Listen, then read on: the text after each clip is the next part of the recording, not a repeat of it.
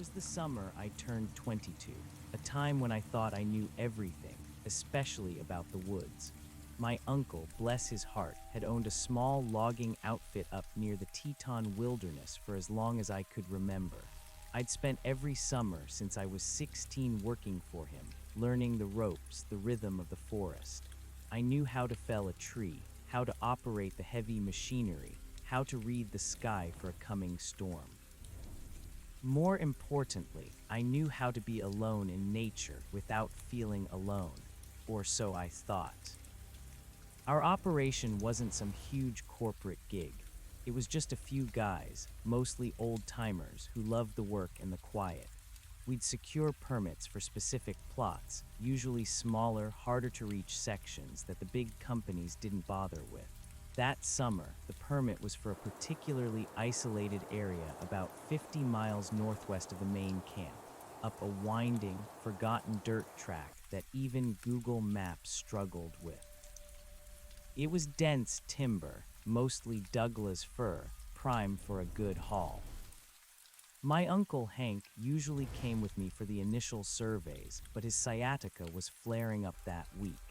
He just waved me off with a gruff, "You know the drill, kid. Flag the perimeter, check the water source, be back before dark, and for God's sake, don't wander off the trail." I had nodded, feeling a mix of pride and mild irritation. Pride that he trusted me, irritation that he still treated me like a kid, even though I was an adult, practically running the show. I told myself I was perfectly capable of handling it. So on a Tuesday morning in late July, I packed my gear. Topo maps, compass, cell service was a joke out here. A small first aid kit, a canteen, some beef jerky, and my old Ruger .22 rifle, more for show and small game than anything serious. I left camp just as the sun was beginning to burn off the morning mist, the air already thick with the smell of pine and damp earth. The drive itself was an adventure, rattling along a two-track road that steadily deteriorated into little more than a deer path. After about an hour and a half, I reached the overgrown logging spur Hank had marked on my map. This was it. I parked my beat-up F-150 in a small clearing, making sure to back it into a position that would allow for a quick getaway, a habit drilled into me by Hank. The truck felt like a tiny island in a sea of green. As soon as I stepped out, the silence hit me. Not the absence of sound, but the presence of silence. No distant hum of civilization, no chirping birds, not even the buzz of insects. It was unnervingly still. The air, though. That was the first thing that really snagged my attention. It smelled like rain, fresh, clean, like a thunderstorm had just passed through and washed the world clean. But the sky above was a brilliant, cloudless blue, and the ground was dry, cracked in places from weeks without significant precipitation. We were in the middle of a long, hot spell, one that had fire warnings posted all over the county. There hadn't been a drop of rain in weeks. I took a deep breath, trying to dismiss it.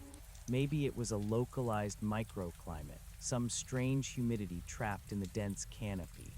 Or maybe it was just a particularly strong morning dew reacting with the pine needles. It was odd, sure, but not unsettling. Not yet. I slung my rifle over my shoulder, pulled out my compass, and headed into the trees, pushing aside thick ferns and low-hanging branches. My goal was to find the old flagging tape marking the eastern boundary of our plot, and then work my way around. The deeper I went, the more pronounced the rain smell became, almost dampening the scent of pine. It was like walking through an invisible cloudburst. The woods grew thicker, darker, the light struggling to break through the canopy. And the silence persisted, so profound it felt like a pressure against my eardrums. I found myself instinctively lowering my voice when I muttered directions to myself, as if afraid to break the hush. It was then, as I was pushing through a thicket of alder, that I heard it. A soft thump-thump, not loud, not aggressive, just two distinct impacts. It sounded like something hitting the dry earth a short distance away. Twice, I stopped dead, my hand instinctively going to the rifle. The field I thought that smelled like rain, and then the absolute stillness returned, heavier than before. My heart hammered a frantic rhythm against my ribs, a stark contrast to the profound silence that had just swallowed the faint thumps. Every nerve ending in my body screamed freeze. I stood absolutely still, breath held, eyes darting through the mottled light and shadow of the undergrowth. The .22 felt insubstantial in my hand, more a comfort than a weapon. I listened, straining to catch any further sound, any rustle, any whisper of movement that might explain the noise. But there was nothing, only the oppressive stillness, now amplified by my own fear. The woods stretched out around me, an unbroken wall of green and brown, utterly indifferent. The smell of rain, once merely odd, now felt suffocating, cloying. It was as if the air itself was thick with anticipation. My imagination, usually a practical tool for calculating timber yields or mapping out felling patterns, began to conjure shapes in the shifting shadows, phantom movements in the periphery of my vision. A snapped twig, a shifting leaf, each mundane forest sound I didn't hear became a terrifying absence, a void where life should have been. After a full minute, which felt like an hour, I slowly, carefully let out the breath I hadn't realized I was holding. The air tasted metallic, sharp. My hands were clammy around the rifle stock. I took another slow, deep breath, trying to regain my composure. Calm down, kid. It's just the woods, but it wasn't just the woods. Not like this. What could make that sound? A branch falling. No, it was too soft, too distinct. Two separate impacts, close together, a deer bounding away. Unlikely in this silence, and it would have made more noise, a continuous rustle, not just two isolated thumps. A person. My mind dismissed the idea almost immediately. This place was too remote. Nobody came out this far unless they had a reason and a permit. We were the only ones with a permit for this section, besides two thumps. What would a person be doing to make that sound? Dropping something, two things. My instinct, honed by years in the wilderness, was to move slowly, deliberately. I didn't want to startle anything or anyone. I didn't want to be startled. I peered into the direction the sound had come from, maybe 30 yards ahead, through a dense patch of young alders and huckleberry bushes. It was too thick to see anything clearly. I decided to circle around, keeping the wind in my face, which was hardly a factor in the still air. Each step was excruciatingly careful, my boots placed heel first, testing the ground, avoiding snapping twigs. The rifle was off my shoulder now, held loosely in my hands, ready. My eyes scanned the forest floor, the underbrush, the lower branches of the towering firs. Every shadow seemed to deepen, every patch of sunlight seemed to dim. The silence pressed in, amplifying the faint rasp of my own breathing, the thumping of my heart. After what felt like an eternity, I had moved about 20 yards to the right, angling back towards where I estimated the sound had originated. The alders thinned a bit here, giving way to older growth, a scattering of mature Douglas firs with their rough, dark bark, and that's when I saw it. It wasn't a deer, it wasn't a person. It was a tree, or rather the stump of a tree, a fresh stump. I stopped again, frowning. This was impossible. This was a virgin timber plot, that was the whole point. We were here to fell the trees, not find them already felled, and this wasn't just any stump. It was a massive one, at least 4 feet in diameter, from a fir that must have stood 150 feet tall. The cut was clean, remarkably so, as if done by a giant, impossibly sharp blade. No axe marks, no chainsaw kerf. Just a smooth, level plane, a pale circle of sapwood bleeding amber resin, a raw wound on the forest floor. And on the ground beside the stump lay two large, perfectly cylindrical sections of log, each about 3 feet long, maybe 2 feet in diameter. They were resting side by side, partially obscured by moss and fallen needles, the same stark, pale wood as the stump. Thump, thump. The sound suddenly made a sickening kind of sense. Someone had dropped these, or something. I approached cautiously, my mind racing, trying to process what I was seeing. A stump, two perfect log sections, in the middle of nowhere. No roads, no machinery, no human tracks. I knelt down, examining the stump. The cut was too smooth, too clean. It wasn't a chainsaw. It wasn't an axe. It looked almost surgically precise, as if the tree had been sliced through with an impossibly thin, hot wire or a laser. The inner rings were exposed, wet with sap glistening in the filtered light, but there were no scorch marks, just that impossible precision. I ran my hand over the top of the stump. The wood was cool, almost cold and damp, but not from rain. It felt like the dampness of something that had been recently cut, bleeding its life out. I looked at the two log sections, same impossible cut, and they were heavy, incredibly heavy, far too heavy for one man to lift and drop, especially with such precise placement. Two thumps, two logs, it seemed obvious. Someone or something had dropped them here. But who and how? I stood up, turning a full circle, scanning the immediate area. The forest floor was covered in the usual detritus of needles, moss, and decaying leaves. Here and there, a patch of bare earth. I looked for footprints, for tire tracks, for any sign of human activity. Nothing.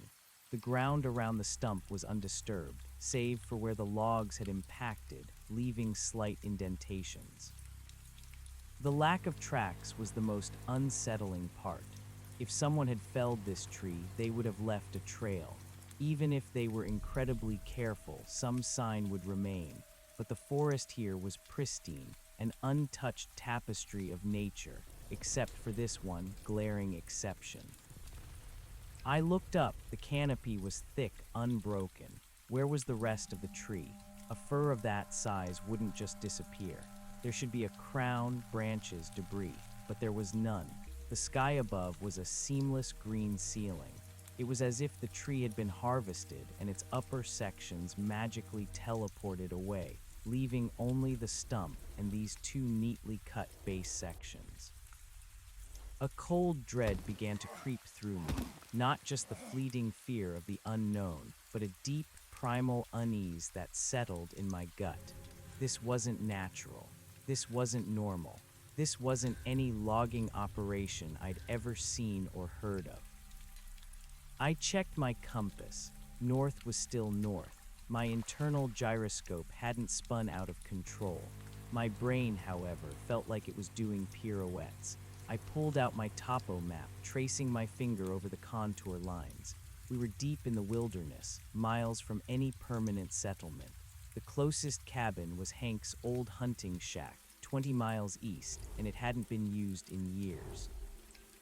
I decided I needed to get out of there. My job was to survey, not investigate paranormal logging. My gut was screaming at me to leave, to head back to the truck, to Hank, to civilization. But another part of me, the part that was stubborn and curious and perhaps a little too confident, wanted answers.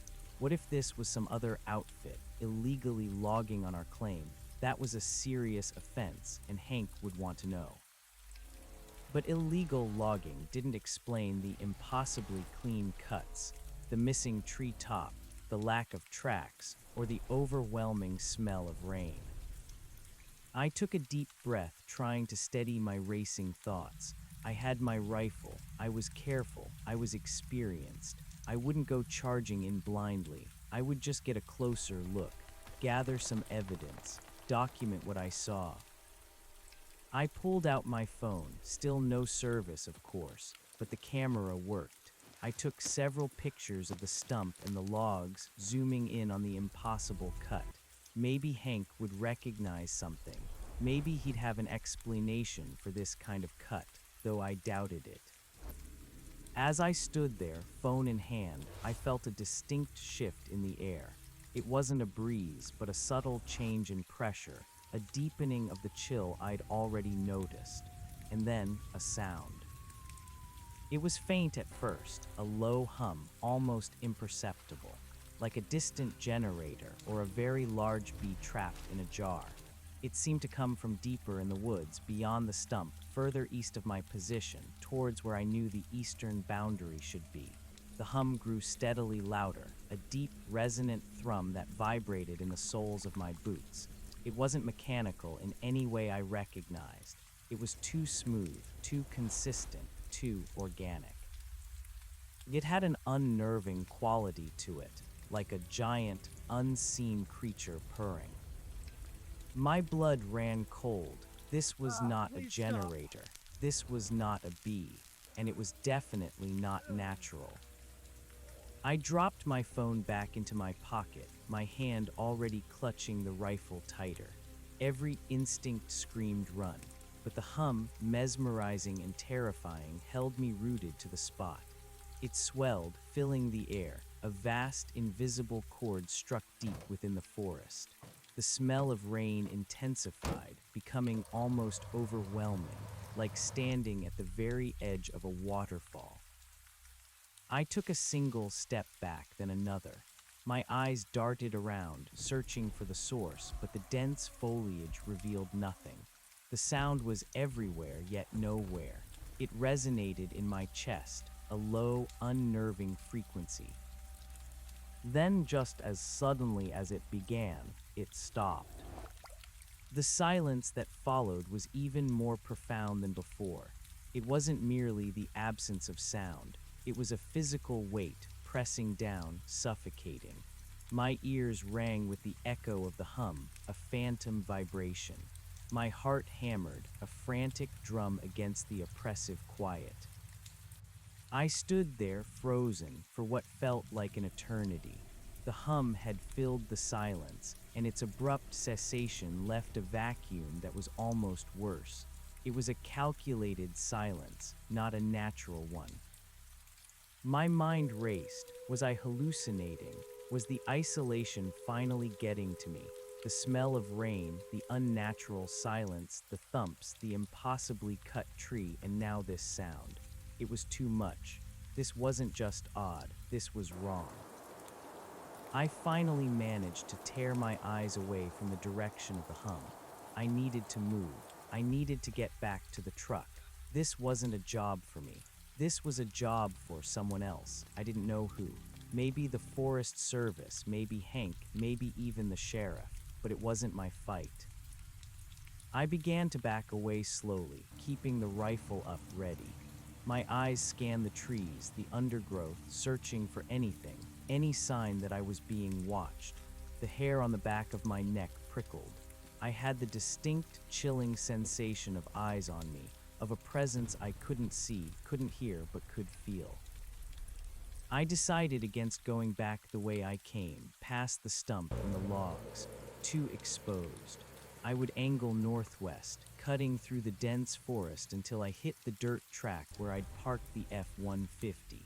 It would be a longer, harder walk, but it felt safer, less likely to lead me directly back to whatever had made that sound. My retreat was slow, agonizing. Every rustle of a leaf, every creak of a branch sent jolts of adrenaline through me. I moved like a predator, or rather like prey, trying to be invisible, silent. The smell of rain, constant and heavy, was now irrevocably linked to this pervasive sense of dread. I pushed through a thicket of young firs, their needles scratching at my arms and face. My pace quickened as the terror mounted. This was no longer curiosity, it was outright flight. I was no longer surveying, I was running. As I broke through the last line of trees and into a slightly more open area, a small, mossy clearing, I saw something that stopped me dead in my tracks once more. It was a trail, but not a deer trail, and certainly not a human trail. It was wide, perhaps 15 feet across, and it cut a perfectly straight line through the forest, as if a colossal ruler had been laid down and everything along its path had been utterly obliterated. The ground was scraped bare, churned earth, dark and wet, not muddy but damp, and there were no ruts, no distinct tracks of tires or treads. It was just a cleared path. As if something massive had pressed down, leveling everything in its wake, and then slid forward, leaving a smooth, wide channel. Along the edges of this path, the trees that hadn't been completely flattened were scarred, their bark scraped raw, revealing the pale wood beneath. Some were even bent over at impossible angles, as if a giant hand had simply pushed them aside. This was a new level of impossible.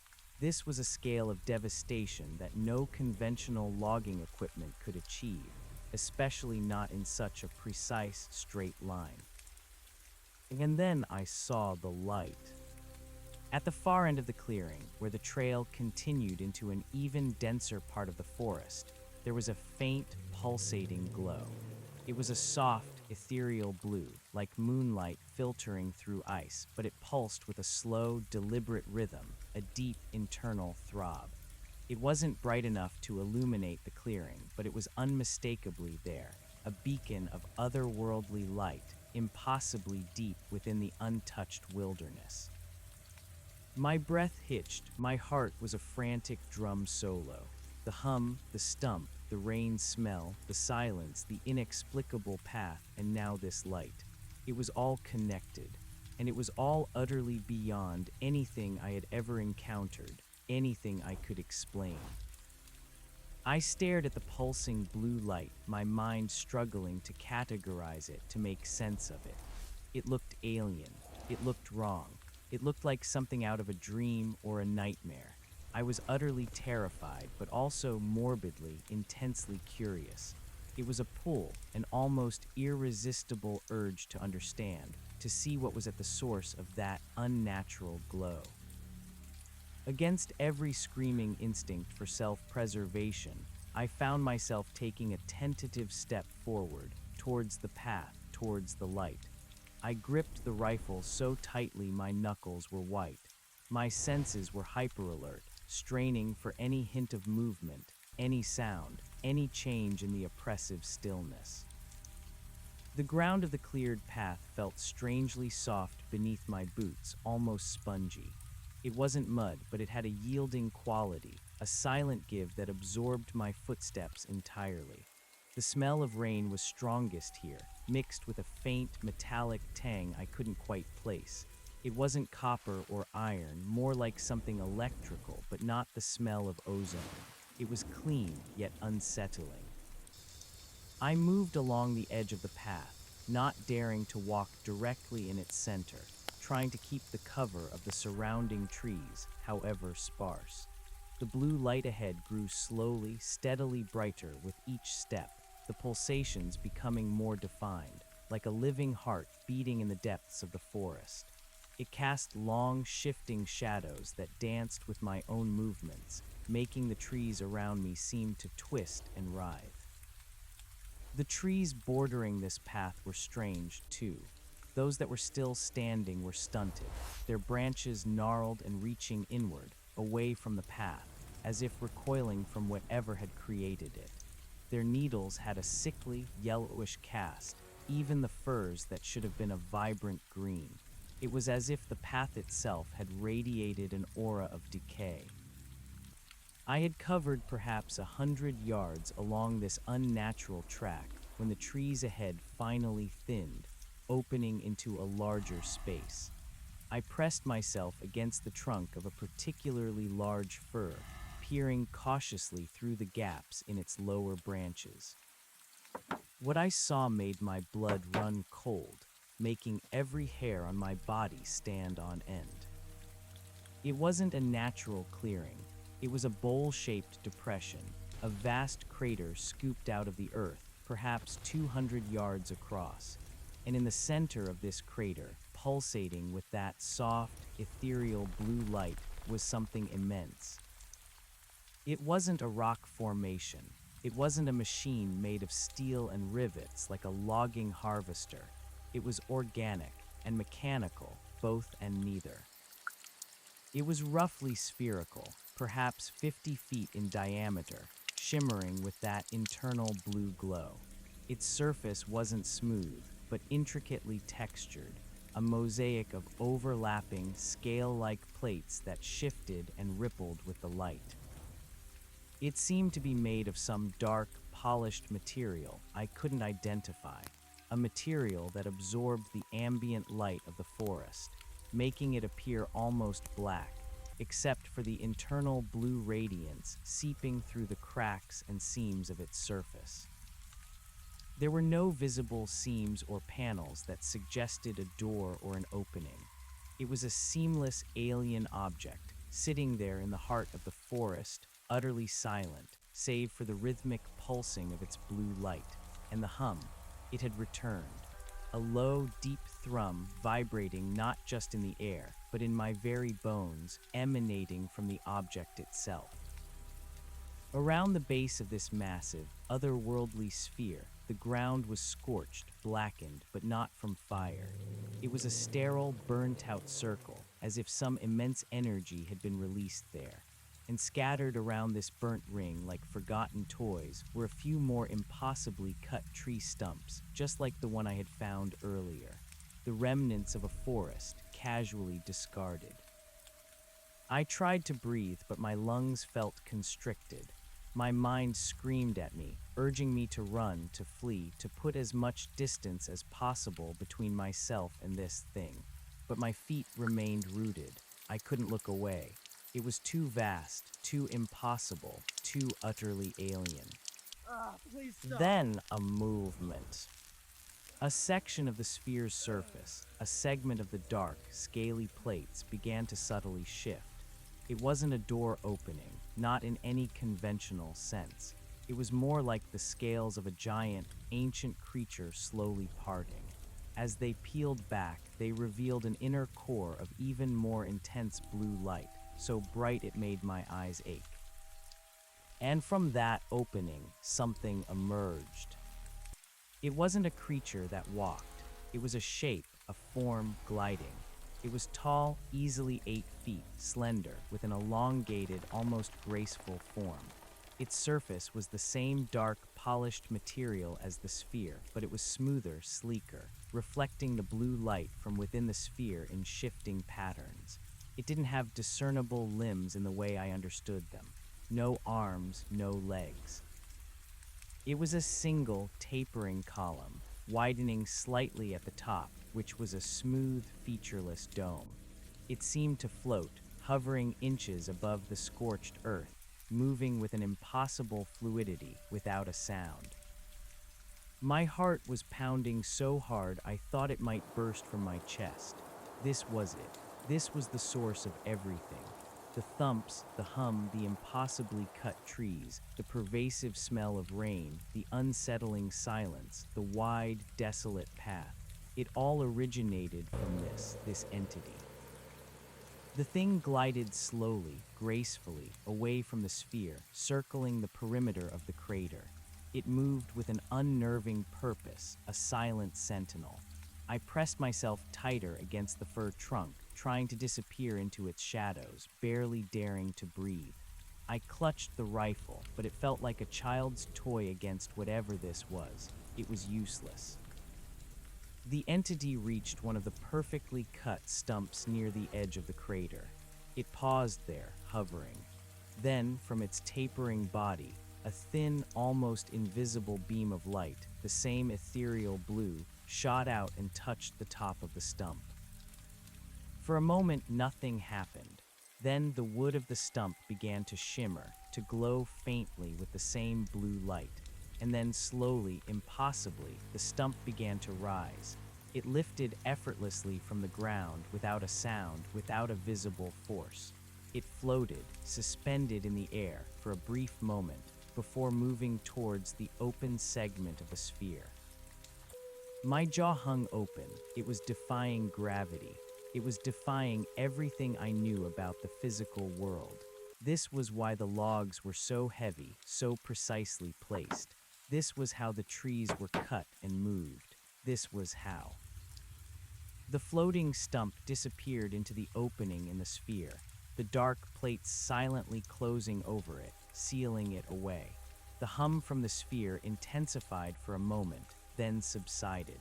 The blue light from within the sphere pulsed more rapidly, then slowed again.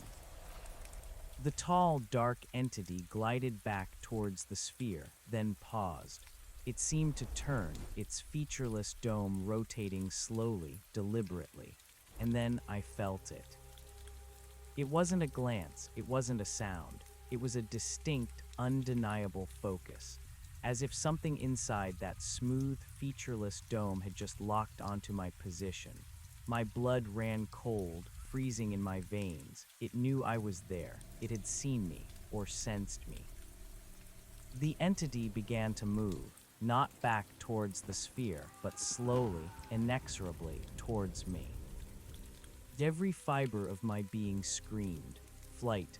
Primal, unthinking flight. I didn't care about the rifle. I didn't care about anything. My feet finally obeyed, turning, stumbling. I plunged back into the dark undergrowth, not caring about silence now, just distance.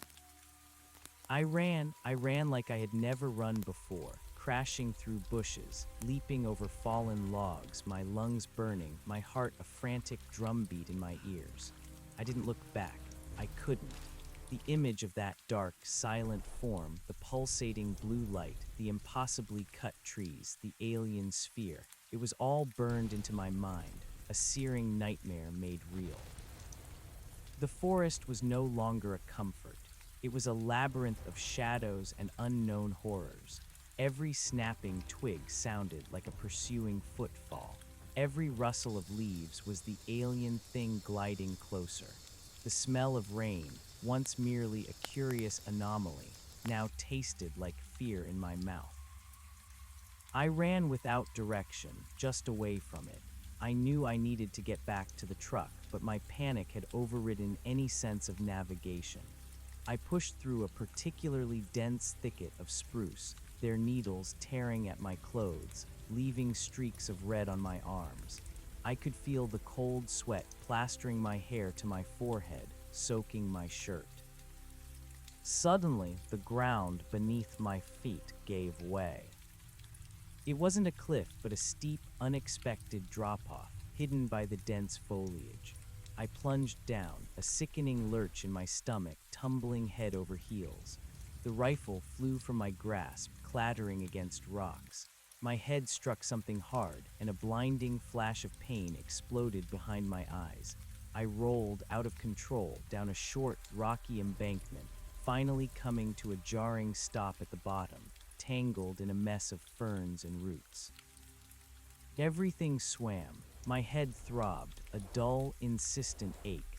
I tasted blood. My vision blurred, spots dancing before my eyes.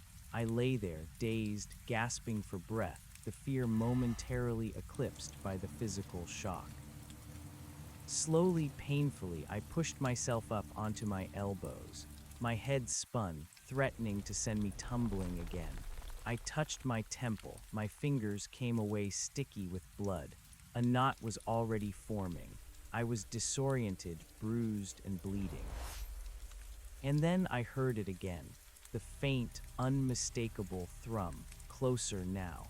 And it wasn't just in my bones. It felt like it was inside my head. Panic, raw and unadulterated, surged through me again. I had to move. I had to get away. I scrambled to my feet, my legs wobbly, my head swimming. I looked around wildly.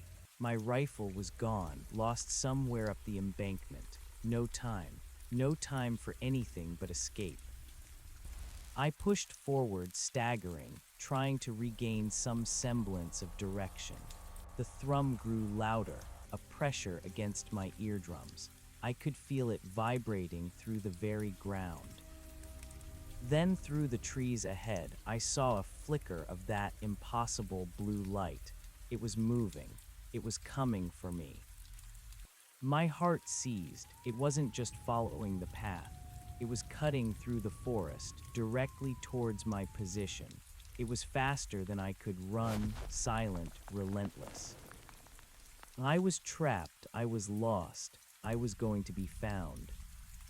I stumbled through a clearing, a small patch of sunlight filtering through the canopy, momentarily blinding me. I rubbed my eyes, trying to clear my vision. When I opened them again, I saw it. It was standing there at the edge of the clearing, perhaps 50 yards away, half hidden by the shadows of the ancient firs. The tall, dark, featureless column, shimmering with the faint, internal blue light that pulsed with the thrumming sound. It had moved with impossible speed. It was waiting. I froze, caught in the open, utterly exposed. My breath caught in my throat. My mind went blank with terror. This was it. There was nowhere left to run. The entity didn't move. It simply stood there, its smooth, domed head angled slightly towards me, as if observing me, dissecting me. I could feel its presence, a cold, analytical gaze that seemed to pierce through my very being. The blue light began to intensify, growing brighter, emanating from its form in a soft, widening glow.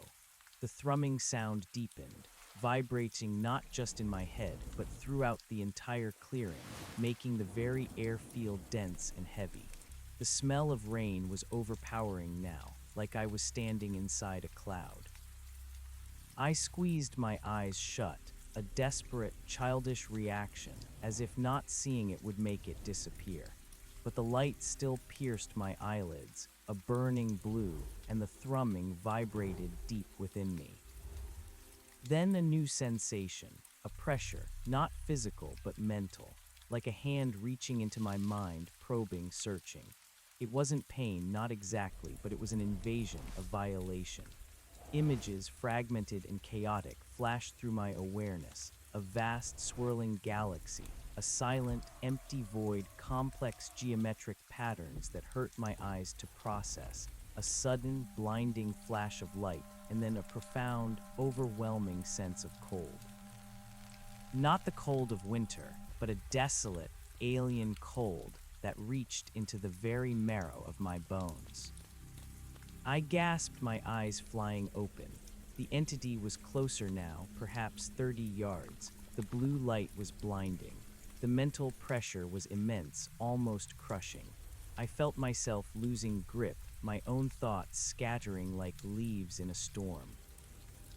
And then a different image, a fleeting, unsettling flash, a face, not a human face, but something vaguely humanoid, with large, dark eyes and a mouth that was merely a slit. It was ancient, weary, and utterly devoid of emotion. It wasn't menacing, but it was terrifying in its complete detachment.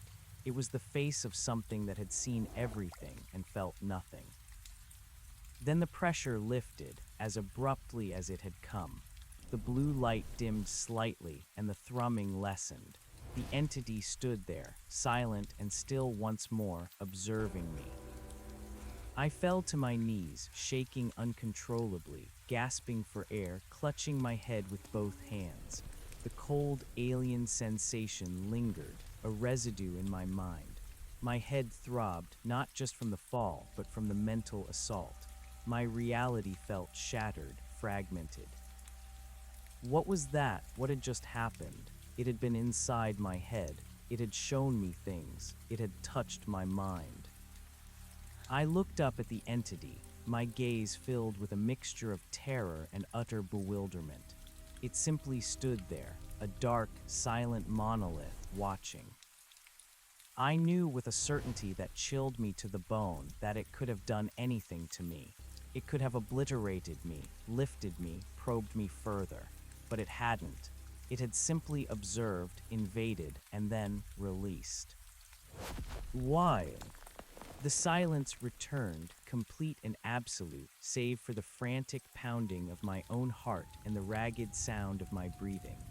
The blue light from the entity was now a soft, steady glow, no longer pulsating. The thrum was gone. The smell of rain, however, remained. I struggled to my feet again, my legs trembling. My mind was a whirlwind of confusion and terror. I had to get away. I had to. I took a tentative step backward, then another. The entity didn't move. It continued to stand there, a silent guardian, a profound mystery. I turned and stumbled away, not running, but walking with a desperate urgency, putting one foot in front of the other, trying to create distance between myself and the impossible thing. I didn't know where I was going, only that it had to be away. As I moved deeper into the woods again, away from the clearing, away from the silent observer, I felt a strange, chilling sensation. It wasn't the pursuit I expected. It was more like an understanding, as if the entity had seen what it needed to see, understood what it needed to understand, and now I was irrelevant. Or perhaps, more chillingly, I was marked. I walked for what felt like hours, a dazed, adrenaline-fueled march through the unforgiving forest. My head ached, my body protested with every step, but I pushed through the pain, fueled by an almost unbearable need for distance. The sun was beginning to dip, casting long, orange shadows through the trees, making the familiar woods seem even more alien and threatening. The smell of rain, however, was slowly beginning to dissipate. It faded with the light, replaced by the more familiar scent of pine and damp earth. The silence, too, was giving way to the normal sounds of the forest, the rustle of leaves, the distant call of a bird, the buzzing of insects. It was a gradual return to normalcy, but it offered little comfort. My mind was still reeling from what I had seen, what I had felt. Finally, just as the last sliver of sun was disappearing below the horizon, painting the sky in fiery hues, I stumbled out onto a familiar sight, the old, overgrown dirt track. My F-150, a beacon of civilization, sat precisely where I had parked it that morning, a reassuringly solid, ordinary object in a world that had suddenly become anything but. I collapsed against the side of the truck, my legs giving out, my chest heaving. I fumbled for the keys, my hands shaking so badly I could barely insert them into the lock. I opened the door, practically falling into the driver's seat. The familiar smell of old coffee and worn upholstery was a sudden, overwhelming comfort. I jammed the key into the ignition, my fingers fumbling. The engine coughed, then roared to life, a beautiful mechanical sound that chased away the last vestiges of the alien hum from my mind. I threw the truck into reverse, backed out of the clearing, and then slammed it into drive, peeling down the dirt track, leaving a cloud of dust in my wake. I drove fast, probably too fast for the deteriorating road, but I didn't care. I just needed to get away, to put miles between myself and that place, between myself and that thing. The sun was gone now, and the forest around me was rapidly descending into darkness. The thought of stopping, of sleeping, was impossible. I would drive all night if I had to. I would drive until I reached Hank, until I reached the familiar, until I reached a place where the world made sense again. But as I sped down the winding, forgotten road, the images of the sphere and the silent entity played over and over in my mind. The impossibly smooth cuts, the overwhelming rain smell, the pervasive, unnatural silence, the wide, devastating path, the pulsating blue light, and the cold, unfeeling touch in my mind. It was all real, and it had happened to me. I gripped the steering wheel so tightly my knuckles ached. I knew one thing with absolute certainty. My world, the world of sturdy trees and predictable wilderness, was gone. It had been replaced by something vast, unknowable, and profoundly terrifying, and I had stumbled right into its heart. As the truck bounced and rattled down the darkening road, leaving the deepest wilderness behind, I looked in the rearview mirror, half expecting to see that blue light in the distance, silently pursuing me. There was nothing but the deepening gloom of the forest. Yet I couldn't shake the feeling that I hadn't simply escaped, the feeling that something had changed, something in my mind, something in the very fabric of the world, and that whatever it wasn't done with me, not yet. The winding dirt track eventually gave way to a slightly more maintained gravel road, and then, after what felt like an eternity, the faint glimmer of distant lights appeared through the trees. My chest, which had been a tight knot of fear, loosened just a fraction. Civilization, safety, but the relief was fleeting, a thin veneer over the profound terror that still churned in my gut. My mind was a chaotic mess. The images flashed behind my eyes with blinding intensity. The vast, dark sphere, the silent, gliding entity, the impossibly clean cuts on the trees, the mental probe, the ancient, weary, emotionless face. It was too much. My brain, used to the tangible realities of logging and forest management, couldn't reconcile what it had witnessed. It fought back, trying to rationalize, to dismiss it as a hallucination, a stress-induced fever dream brought on by dehydration or a blow to the head. But the memories were too vivid, too visceral, too real. The cold, analytical touch in my mind had left an indelible stain, a phantom chill that seemed to emanate from within my own skull. The truck's headlights cut through the oppressive darkness, illuminating the familiar road. Each mile I put between myself and that alien clearing was a small victory, yet it didn't lessen the feeling of being pursued, or rather, the feeling of being irrevocably changed. That cold, alien presence lingered, not as a physical threat, but as a deep, unsettling imprint. It was like a new, unwanted layer of consciousness had been grafted onto my own, observing, judging. My head throbbed, a relentless drumbeat that kept pace with my racing heart. I reached up, gingerly touching the lump on my temple. It was tender and swollen, the dried blood crusty against my skin. My entire body ached from the fall and the frantic scramble through the forest. My clothes were torn, my arms and face scratched and bleeding from countless encounters with thorns and branches. I must have looked like a wild man. What was I going to tell Hank? The thought sent another jolt of panic through me. How do you explain an alien encounter? He'd think I'd gone mad. He'd send me to a hospital, or worse, put me on a permanent logging break. No, I couldn't tell him everything. Not yet. I needed time to process it myself, to try and find some semblance of logic in the impossible. The gravel road eventually joined the main highway, a ribbon of asphalt cutting through the wilderness. The sight of other cars, even just a few passing headlights, was an unexpected comfort, a reminder that the world I knew still existed. I leaned back in the seat, trying to relax my white-knuckled grip on the steering wheel, but my muscles were coiled tight, ready for flight. It was well past midnight by the time the familiar glow of Hank's main camp appeared on the horizon, a cluster of trailers and sheds bathed in the yellow light of floodlights. It was a humble setup, but to me, at that moment, it looked like a fortress. I slowed the truck, my mind still wrestling with the narrative I would present. I pulled into the camp, parking near Hank's double-wide trailer. The place was quiet, everyone asleep. Only Hank's old hound dog, Gus, stirred, lifting his head from his porch bed with a low grumble, then thumping his tail once he recognized the truck. I killed the engine, and the sudden silence in the cab was deafening. The familiar forest sounds outside the camp were now utterly devoid of the sinister undertones they'd held earlier. Just the chirping of crickets, the rustle of leaves in a gentle breeze. Normalcy. But I wasn't normal anymore.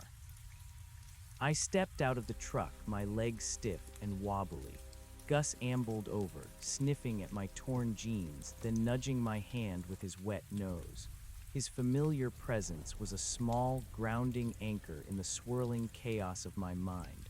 I patted his head, taking a deep breath, trying to steady myself. A light flicked on in Hank's trailer. The door creaked open, and Hank, a big man even in his nightshirt, stood framed in the doorway, squinting against the darkness. "Kid, what in tarnation? I thought you were back before sundown. I was about to send out a search party." His voice was gruff, but there was an underlying current of worry. Then he took a closer look at me. "Good Lord, what happened to you? You look like you wrestled a bear and lost." My carefully constructed story vaporized. I couldn't string together a believable lie. The shock and exhaustion were too profound. "Hank," I rasped, my voice hoarse. Something happened." I stumbled towards him, leaning heavily against the porch railing. I fell, hit my head, got lost. It was bad. Hank, bless his pragmatic heart, didn't press. He saw the wildness in my eyes, the blood on my face, the trembling in my limbs. He was a man of action, not words. He ushered me inside, his strong arm supporting me. The trailer was warm and smelled of old coffee and pipe tobacco. He led me to the small, cluttered kitchen table, pushing aside a stack of invoices. "Sit down, boy. Let me see that head." He was surprisingly gentle as he examined the wound on my temple. "Nasty gash. Looks like you took a tree branch to it. Lucky it's not deeper. Could have been worse." He cleaned it with antiseptic, making me wince, then taped a thick gauze pad over it. "You're lucky I keep a first aid kit for my own damn clumsiness. Now, you look like you haven't eaten in a week. Got some leftover stew." I shook my head. "No, Hank, I just need to sleep. But I can't, I don't know." The words caught in my throat. He poured me a glass of water. "Drink this. You're in shock. Dehydrated. Tell me what you remember. Take it slow." He sat opposite me, his expression stern, but his eyes were kind. I took a long, shaky swallow of water, trying to gather my thoughts. "I found the boundary markers, like you said," I began, omitting the part about getting disoriented by the silence and the rain smell. Then, I heard something, a thumping sound. Thought it was a deer, but I went to check it out." I paused, struggling with how to phrase it. "It wasn't a deer. It was a really old, huge tree. Felled. But the cut, Hank, it wasn't like anything I've ever seen. Too clean. Like a laser, and there were 2 sections of log next to it, just placed there. And no tracks, no machinery, nothing. The top of the tree was gone, just gone." Hank listened intently, his brow furrowed. "A felled tree, in a virgin plot, impossible. We got the exclusive. And no tracks. What kind of saw makes a cut like that?" He leaned forward. "You sure you weren't disoriented, kid? Maybe you stumbled into an old, forgotten logging site. Sometimes they leave a few trunks behind." "No, Hank," I insisted, my voice gaining a desperate edge. It was fresh, sap still running. And then I heard a hum, a deep, weird hum. It came from deeper in. I saw a path. A straight line, like something huge had just bulldozed through the forest, but it wasn't a bulldozer. The ground was scraped bare, but no ruts, just smooth. And at the end of it, Hank, there was a light, blue, pulsating. Hank's eyes narrowed. He looked at me, really looked at me, not just the cuts and bruises, but the profound fear etched into my face. He knew I wasn't lying about my terror. "A blue light, son, are you telling me you saw some kind of UFO?" He said the word with a mixture of skepticism and genuine bewilderment. "I don't know what it was, Hank," I whispered, the images returning with full force. "It was huge, a big dark sphere like 50 feet across in a crater, and it glowed, pulsated, and then something came out of it." I swallowed hard, the memory choking me. It was tall, 8 feet, dark, smooth, no arms, no legs, just glided. It had a featureless dome for a head, and it was picking up those logs, lifting them with a blue beam, like magic. Hank was silent for a long moment, staring at me. His usual gruff demeanor had softened into something akin to shock. He ran a hand through his thinning hair. "Son, that's quite a story. You hit your head pretty hard, didn't you?" It wasn't just the fall, Hank. It saw me. It came after me, and then it looked at me. I felt it, Hank. It was in my head. It touched my mind, showed me things, cold, so cold. I buried my face in my hands, shaking uncontrollably. It wasn't a dream, Hank. It was real, all of it. Hank got up and walked around the table, placing a heavy hand on my shoulder. His touch was firm, reassuring. "All right, kid, all right. I believe you saw something. I don't know what, but you're safe now. You're here. We'll figure it out in the morning." He squeezed my shoulder. "But first, you need to try and get some rest. Come on, you can crash on the couch." He led me to the small living area, pulling a blanket from a cupboard. I lay down on the worn sofa, the springs creaking beneath me. The smell of Hank's pipe tobacco was comforting, familiar, but sleep wouldn't come. Every time I closed my eyes, the pulsating blue light, the silent glide of the entity, the crushing mental probe, and the profound, alien cold surged back. I tossed and turned, my mind replaying the nightmare. The quiet of the trailer was punctuated by the rhythmic creak of my uncle's bed as he too lay awake, pondering my unbelievable tale. The first rays of dawn brought little comfort. I had drifted in and out of a fitful, dream-haunted sleep, waking often with a gasp, my body bathed in a cold sweat. When Hank finally emerged from his bedroom, he looked as tired as I felt, his face etched with worry. "Morning, kid," he said, his voice softer than usual. He made a pot of coffee, the aroma a welcome anchor in the still unreal morning. "Feeling any better?" "No," I admitted, my voice rough. Still seeing it, feeling it." Hank poured us both mugs of coffee, black and strong. "You know, I've been in these woods for 50 years, seen a lot of strange things. Bears, mountain lions, even a wolverine once, but I ain't never seen anything like what you're describing." He paused, taking a sip of coffee. "But you're not a liar, kid, and you're not crazy. So that means something truly impossible happened out there." His words, simple and direct, were a profound relief. He believed me, or at least he believed I believed it. That was enough for now. "What do we do, Hank?" I asked, looking at him desperately. "Do we call someone, the Forest Service, the sheriff?"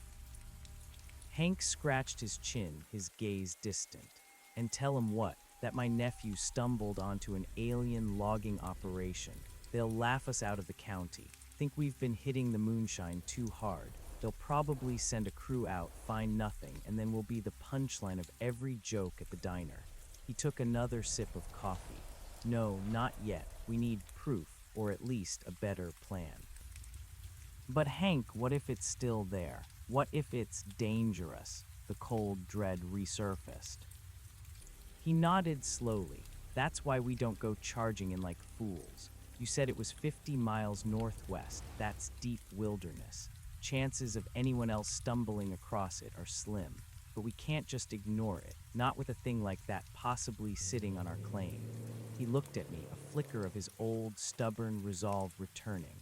"This is our livelihood, kid, and if someone or something is illegally felling timber on our land, alien or not, we gotta know. But we do it smart." His plan began to form, a familiar blend of caution and practicality. "First, you're not going anywhere near that place. You're going to stay here, rest up. I'll take a look, but I'm not going in blind."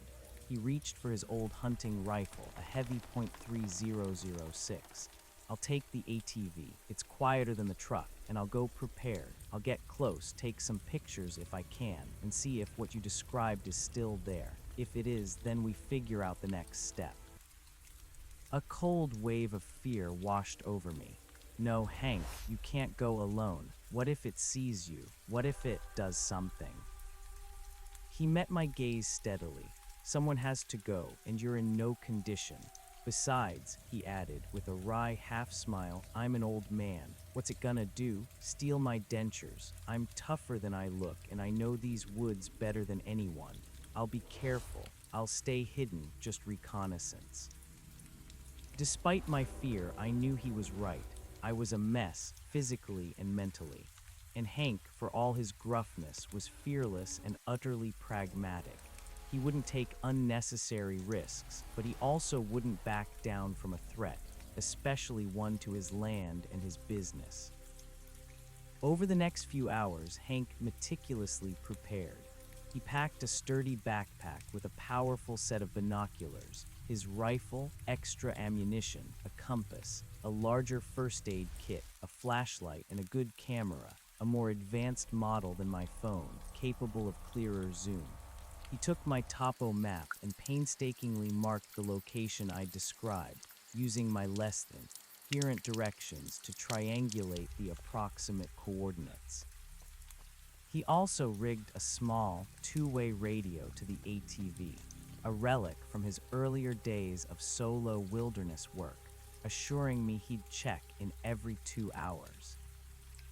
I won't approach if I see anything, he promised, sensing my apprehension. I'll just get a visual, confirm what you saw, and come back. If I don't call in, wait till morning, then you call the sheriff. Tell them I went missing and give them the last coordinates I gave you. Don't tell them anything about the aliens. Not unless they ask after they find me, and then only if you have to. He winked, a grim humor in his eyes. It was late morning when Hank finally set off.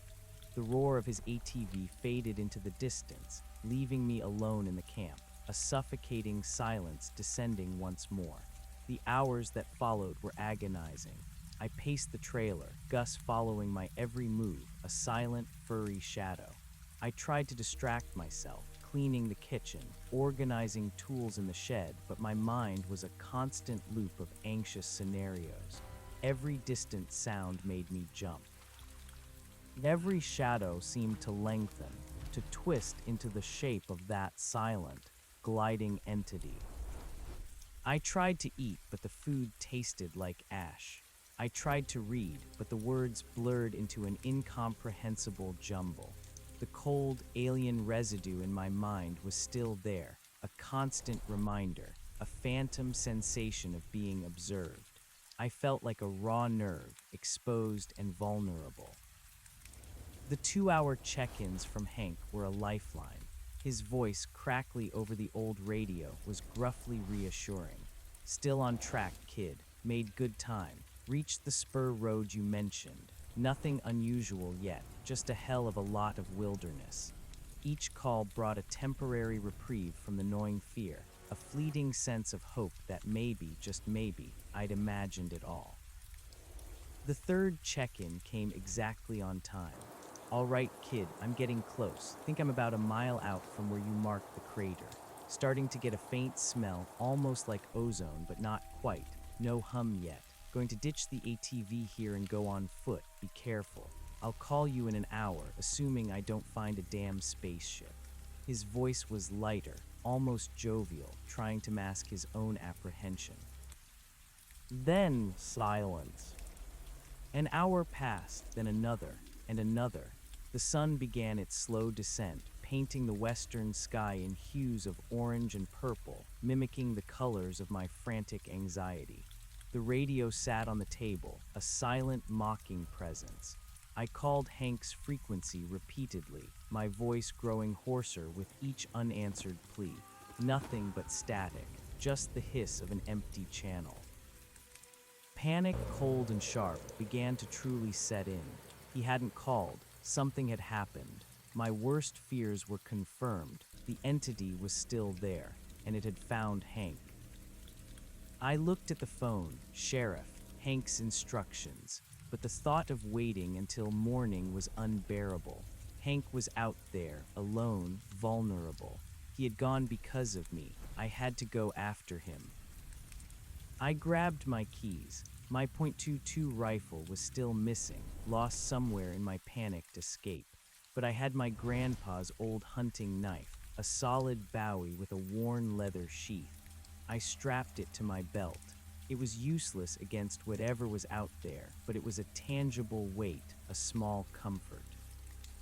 As I climbed back into the F-150, my head still throbbing, my body aching, I knew I was doing something incredibly foolish. But Hank was family. He was all I had left. I couldn't leave him out there.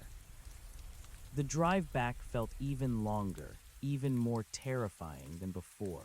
The darkness of the forest pressed in, filled with imagined threats. My headlights felt feeble, barely pushing back the encroaching shadows. Every shadow danced, every tree seemed to reach out with grasping limbs. I reached the overgrown logging spur where I'd left my truck yesterday. I parked in the same spot, backing in for a quick getaway, a grim echo of Hank's own drilled habit. The silence descended, but this time it was different. It wasn't the total absence of sound I'd experienced yesterday. There was a low, almost subliminal hum in the air, a vibration that resonated not just in my ears, but in my chest, deep in my bones. It was faint, but it was there. And the smell of rain, that clean, metallic, unsettling scent, was back too, stronger than ever. I took a deep, shaky breath, slinging my grandfather's worn leather rifle case over my shoulder, the .3006 inside feeling heavy and reassuring. This was Hank's gun, the one he'd used to bring down deer and elk for decades. It felt like an extension of him, a promise of his presence. I also had the two-way radio.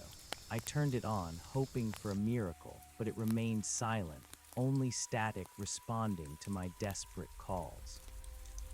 I stepped out of the truck, the cold air hitting me like a physical blow. The moon was a sliver, offering little light. The forest was a vast, impenetrable wall of shadows. I pulled out my headlamp, clicking it on, its beam a meager comfort against the overwhelming darkness. I tried to retrace my steps from yesterday, heading towards the general direction of the first stump I'd found. Each step was agony, my body protesting, my mind screaming. But I pushed through it, fueled by a frantic determination. The hum grew steadily louder, a deep thrumming that filled the air, the very ground vibrating beneath my feet. And the blue light, I saw it again.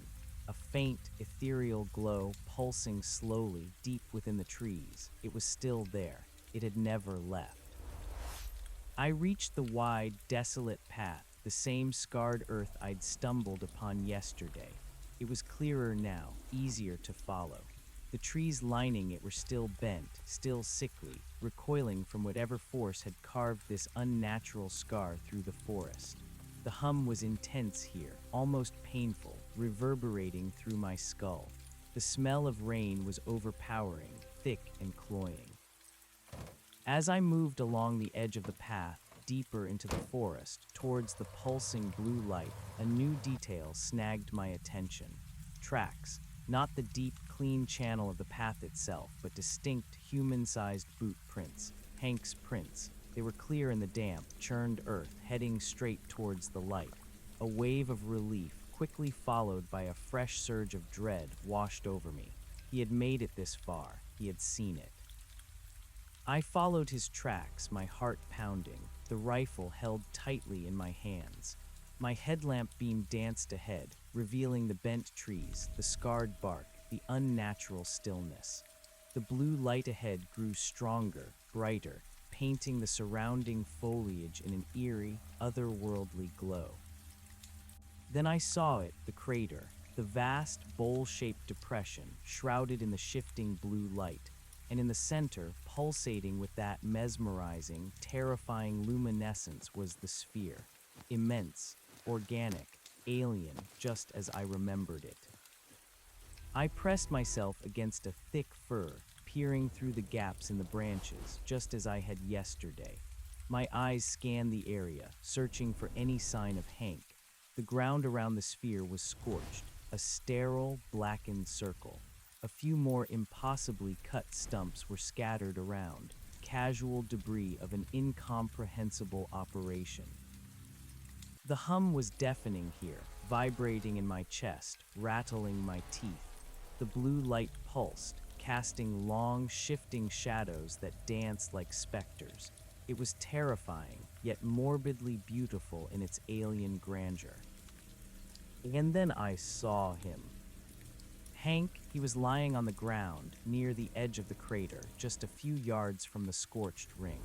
He was motionless, his body sprawled unnaturally, his face turned away from me. His rifle lay a few feet away, glinting dully in the blue light.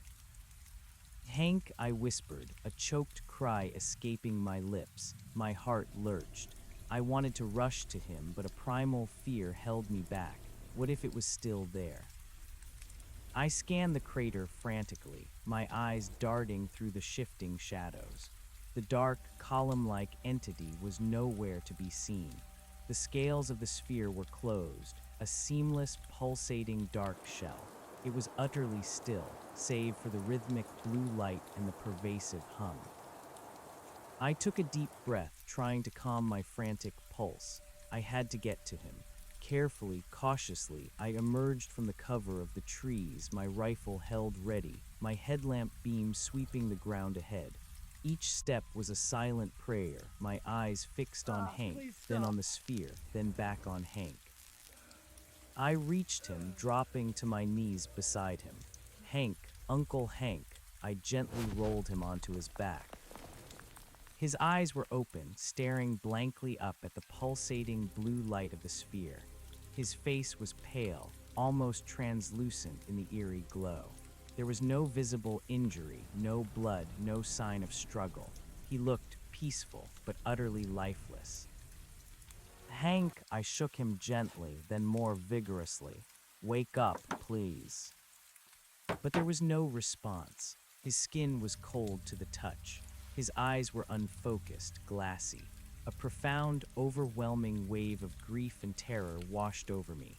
He was gone. My uncle, the man who had taught me everything, who had been more of a father than my own, was dead. And I knew with a horrifying certainty that this alien thing had done it. Tears blurred my vision, but I forced them back. Grief would have to wait. I had to know what happened.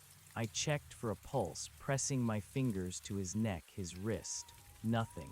His body was still warm, but definitely gone. Then I noticed something else. His radio. It was clutched in his hand, still on, but the display was dark, the battery dead. He must have been trying to make contact.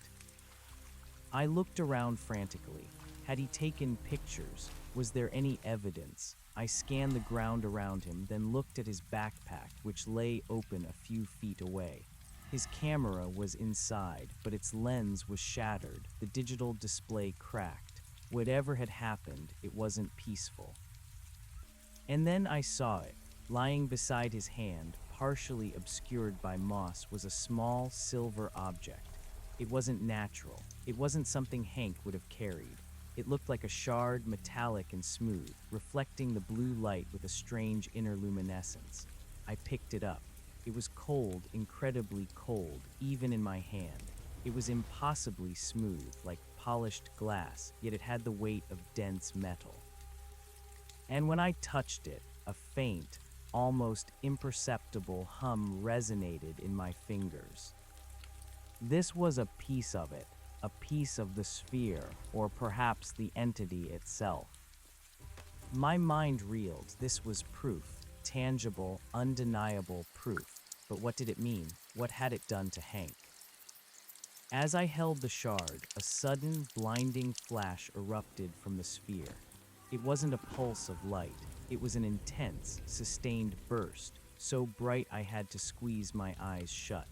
The hum intensified, a deafening roar that vibrated through my very bones, making my teeth ache. When I dared to open my eyes, squinting against the lingering afterimages, the crater was empty. The sphere was gone. The humming ceased abruptly, plunging the crater into a profound, suffocating silence. The blue light vanished, leaving only the meager beam of my headlamp and the faint moonlight filtering through the canopy. My breath hitched, my heart hammered against my ribs. It was gone, just like that. Vanished into thin air, leaving only the scorched earth, the impossibly cut stumps, and Hank's lifeless body. I scrambled to my feet, clutching the shard, spinning around, my headlamp beam dancing wildly, trying to find any trace of the alien object. Nothing.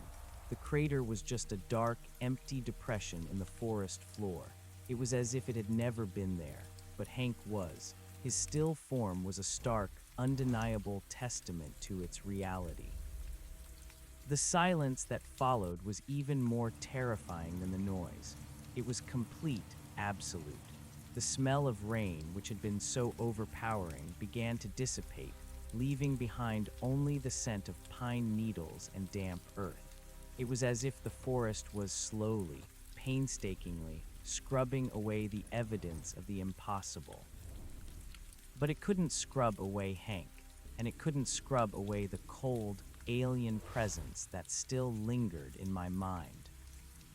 I knelt back beside Hank, the silver shard clutched in my hand. Grief hit me then, a fresh, raw wave, unburdened by the immediate terror. My uncle was gone, and I was alone, utterly, terribly alone, in a wilderness that had betrayed everything I thought I knew. I gently closed Hank's eyes, then sat there for a long time, the silence pressing down on me. What was I going to do? I couldn't just leave him here, but I couldn't move him either. He was a big man, and I was exhausted, battered, and emotionally shattered. My mind, despite the grief, began to click back into its practical, wilderness-trained mode. I needed to get help. I needed to report this. But who would believe me now? The sphere was gone. All I had was a dead man, a shattered camera, and a piece of alien metal that would probably be dismissed as a rock or a discarded piece of junk. I decided to cover Hank's body as best I could, protecting him from scavengers until I could return with help. I gathered some large fir branches, carefully laying them over him, whispering apologies and promises to bring him home.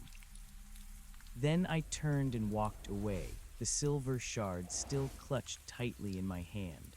I followed the path back, the silence of the forest now punctuated by the soft sounds of nocturnal life, a return to the natural world. But it was a world forever tainted, forever altered for me. I made my way back to the truck in a daze, stumbling more than walking. The drive back to camp was a blur of exhaustion and despair. I knew I had to go to the sheriff. I had to report Hank missing. But what would I tell them? The truth, the half-truth, the lie. I arrived back at camp just as the first hints of false dawn began to gray the eastern sky. Gus met me, whining softly, sensing my distress. I collapsed into the driver's seat, unable to move, unable to think. The silver shard was still in my hand, digging into my palm. After what felt like an eternity, the sun finally rose, casting a pale, cold light over the camp. I dragged myself out of the truck, my body stiff and aching, and went into the trailer. I fumbled for the phone, my fingers trembling as I dialed the sheriff's number. "Sheriff's office," a sleepy voice answered. "Yes," I choked out, my voice raw. My uncle, Hank Miller, he's missing. He went out to our claim, up past the logging spur, about 50 miles northwest. He was supposed to check in, but he didn't. I think something happened to him." The dispatcher asked for details, trying to get a location, a description. I gave her what I could, carefully omitting any mention of blue lights, silent entities, or impossibly cut trees.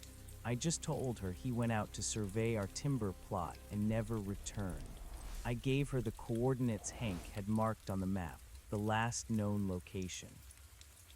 She promised to send out a search and rescue team as soon as possible, probably by mid-morning. It was all I could do, all I could tell them for now.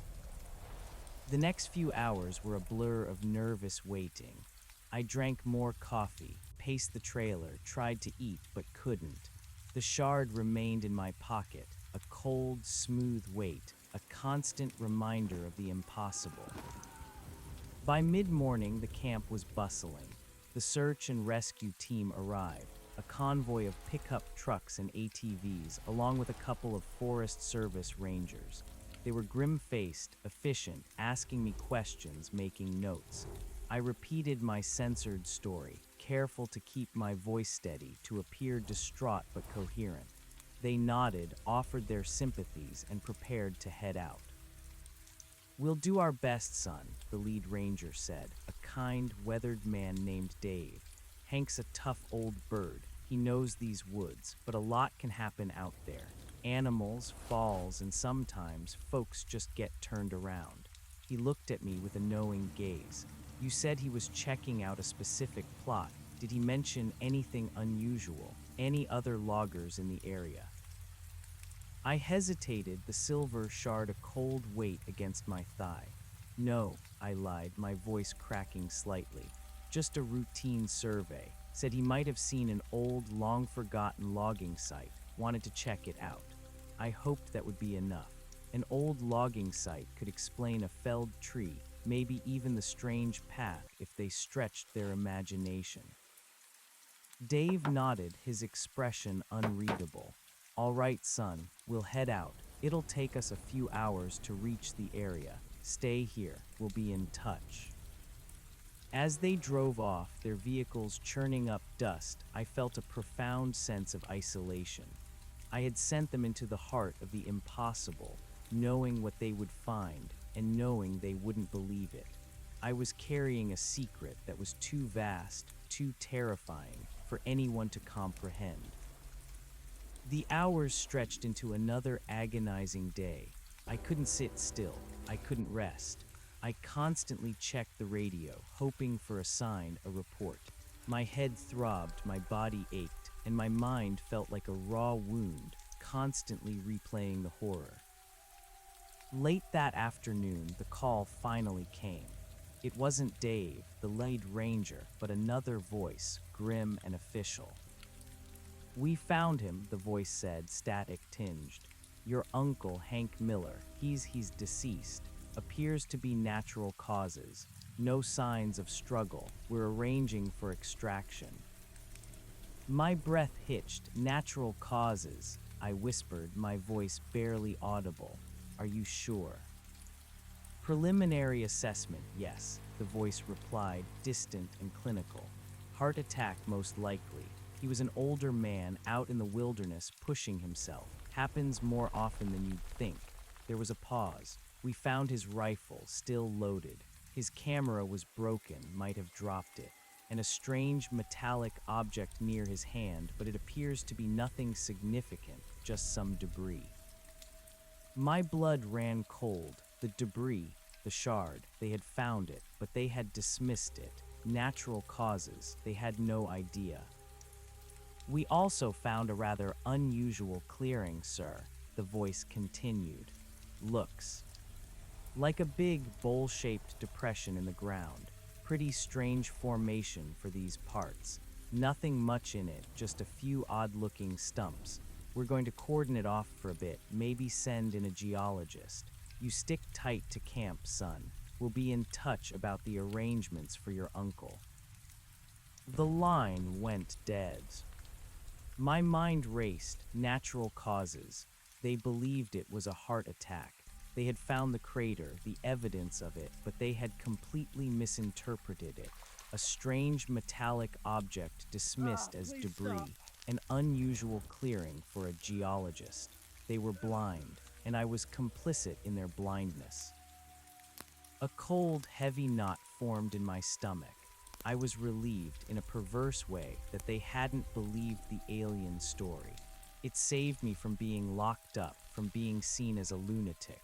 But it also meant that the truth, the terrifying, world-shattering truth, was mine alone to bear. Hank was dead, and no one would ever know why. I sat there numb, the phone still clutched in my hand. Gus whined softly, nudging my leg. I looked at him, then at the empty trailer, at Hank's worn armchair, his pipe still in the ashtray. A wave of grief, hot and sharp, finally broke through the numbness. Hank was gone, and I couldn't even properly mourn him, not with this secret gnawing at me. The next few days were a blur. The sheriff's department, the coroner, the funeral home. I gave my statements, kept my story straight, played the grieving nephew. Dave, the lead ranger, seemed to eye me with a peculiar intensity, a lingering question in his gaze, but he never pressed. He simply offered his condolences. The unusual clearing was indeed cordoned off. A small team of Forest Service personnel and a state geologist sent in, but their reports, which I later gleaned from hushed conversations and local news snippets, were inconclusive. They found no seismic activity, no unusual mineral deposits, just a peculiar natural depression and some unexplained erosion patterns. The debris from Hank's hand was likely discarded, too insignificant to warrant further study. The funeral was small, just a handful of local loggers, a few old friends, and me. Hank was laid to rest in the small, wind-swept cemetery overlooking the valley he loved. I stood by his grave, the cold autumn wind whipping around me, the silver shard a chilling weight in my pocket. I wanted to scream the truth, to show them the shard, to point to the distant mountains and tell them what was really out there. But the words stayed trapped in my throat. What good would it do? They would think I was insane, and the thing, the entity, it was gone, for now. After the funeral, the camp felt impossibly empty. Gus wandered from room to room, sniffing Hank's belongings, his tail drooping. The silence was no longer merely quiet. It was a profound, aching void. I was the sole inheritor of Hank's logging business, his truck, his trailer, his debts, and his secret. I tried to go back to work. I owed it to Hank, to his legacy. But the forest, once my sanctuary, had become a place of dread. Every rustle of leaves, every creak of a branch made me jump. Every patch of shadow seemed to hold the potential for that silent, gliding form. I could no longer see the trees as just timber. I saw them as silent witnesses, ancient sentinels that had stood by as something impossible unfolded in their midst. The cold, alien presence in my mind didn't fade. It wasn't a constant, overwhelming invasion, but a subtle undercurrent, a lingering chill. Sometimes when I was alone, when my guard was down, a fleeting image would flash, a swirling galaxy, a silent void, or that ancient, weary, emotionless face. It was as if a door had been opened in my mind and something had left a mark, a footprint on my soul. The shard, I kept it hidden. It became my anchor, my proof, my terrifying secret. I wrapped it in a piece of cloth and buried it deep in a locked box beneath the floorboards of my bedroom, a place only I knew about. It was too dangerous to carry, too important to discard. Weeks bled into months. Autumn turned to winter, blanketing the forest in a pristine, deceptive white. The logging operation stalled. I couldn't bring myself to send my crew back into the wilderness, not to the north where it had been. I feigned illness, cited permit delays, anything to avoid confronting the fear that still gripped me.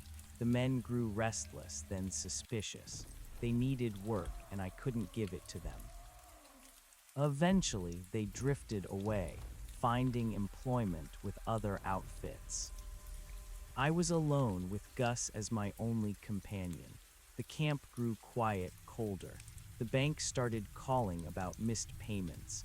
The business was dying, and I was doing nothing to save it. I was paralyzed by fear, by grief, and by the heavy burden of my secret. One bitter evening, as a blizzard raged outside, rattling the trailer windows, I sat by the pot-bellied stove, nursing a cup of lukewarm coffee. Gus was asleep at my feet. The trailer felt impossibly small, claustrophobic. The cold in my mind seemed to deepen with the winter chill. I knew I couldn't go on like this. I was letting Hank down. I was letting myself down. I retrieved the shard from its hiding place, unwrapped it. The cold radiated from it, a faint hum still detectable if I concentrated. It glowed faintly, almost imperceptibly, in the dim light of the trailer, a deep internal blue. It was undeniably alien. As I held it, a strange sense of clarity washed over me. The fear was still there, but beneath it, a new emotion began to stir, a fierce, desperate need for understanding. I had dismissed the truth to save myself, but it had come at the cost of Hank's legacy and my own sanity. I couldn't live like this, haunted and paralyzed. I had to know more. I had to face it. But how? It was gone. The sphere, the entity, had vanished. The crater was just a peculiar depression. What could I do? My gaze fell upon Hank's old topographical map, still tacked to the kitchen wall. The red X he'd marked, the approximate location of the crater. It was burned into my memory. I stared at the map, my mind working, trying to find a solution, a way forward. The coordinates, the date, the time, I knew these things. I knew where it had been and when. Suddenly, a thought, cold and sharp, pierced through the fog of my grief. The timber, the impossibly cut logs. Where had they gone? The entity had been lifting them into the sphere. If the sphere had vanished, had it taken the logs with it, or had they been transported elsewhere? This was a tangible lead, something to investigate that didn't involve directly confronting an alien intelligence. If the logs were still on Earth, somewhere, that would be another piece of undeniable proof, and perhaps a clue to where the sphere had gone. The idea, terrifying as it was, ignited a spark of purpose within me. I was a logger. I understood timber. Maybe I could track those logs. The blizzard raged for 3 days, trapping me in the camp. But as soon as it cleared, leaving behind a pristine, untouched world of snow, I began to prepare. I gathered my gear, my best snowshoes, cold weather clothing, a more powerful flashlight, and a new, fully charged two-way radio. I still had the .3006, a painful reminder of Hank, but a necessary one. This time I also packed my camera, a sturdy, weatherproof model. I didn't tell anyone where I was going. There was no one left to tell. The journey back to the crater was arduous. The snow was deep, slowing my progress, but it also offered a fresh, clean slate, a stark contrast to the chaos of my mind. The forest was eerily quiet under its white blanket, but this time it was a natural quiet, a world asleep. The pervasive hum and the smell of rain were absent. It took me longer than before, nearly a full day of hard trekking. The sun was already beginning to set when I finally reached the coordinates. The trees, gnarled and sickly in autumn, now stood stark and skeletal against the snow-covered landscape. And then the path, even under a foot of fresh snow, its strange, desolate clarity was evident. A perfectly straight, unnaturally clear channel cutting through the dense forest. The bent, yellowed firs stood out against the healthy, snow-laden evergreens. My heart began to pound with a familiar dread. I was back. I followed the path, my snowshoes crunching softly, the only sound in the deepening twilight. The hum was still absent, the blue light nowhere to be seen. The silence was absolute. I reached the crater. It was exactly as I had seen it last, a vast, bowl-shaped depression, now filled with pristine, undisturbed snow. The scorched earth around its perimeter was covered, but I could still make out the faint, dark outline beneath the white, and the impossibly cut stumps were still there, stark and surreal against the snow, like strange, geometric sculptures. But the sphere was gone, utterly, completely gone. Not a trace, not a disturbance in the fresh snow. It was as if it had simply winked out of existence. I stood at the edge of the crater, a chill gripping me that had nothing to do with the winter air. It really was gone. No footprint, no impression in the snow, nothing. My eyes scanned the crater, searching for any anomalies. The stumps, they were the only constant, the only remaining evidence of it. I walked towards one of the stumps, a massive fir trunk, perfectly sliced. I ran my gloved hand over the smooth, unnatural surface. It was still unbelievable. I pulled out my camera, taking a series of detailed shots, trying to capture the impossible precision of the cut. Then I looked at the ground around the stumps. The snow was undisturbed, a fresh, unbroken blanket. But beneath the snow, I could make out the faint, circular imprints where the entity had glided, its passage leaving no trace in the soil itself, only the memory of disturbed dirt. And more importantly, I looked for the logs, the 2 sections of log that had been lying near the first stump I'd found. They were gone, no trace of them in the snow. They had been lifted into the sphere, just as I had witnessed, and when the sphere vanished, it had taken them with it. So they weren't on Earth, they were somewhere else, in that sphere, that thing. A profound sense of futility washed over me. My new lead had ended in a dead end.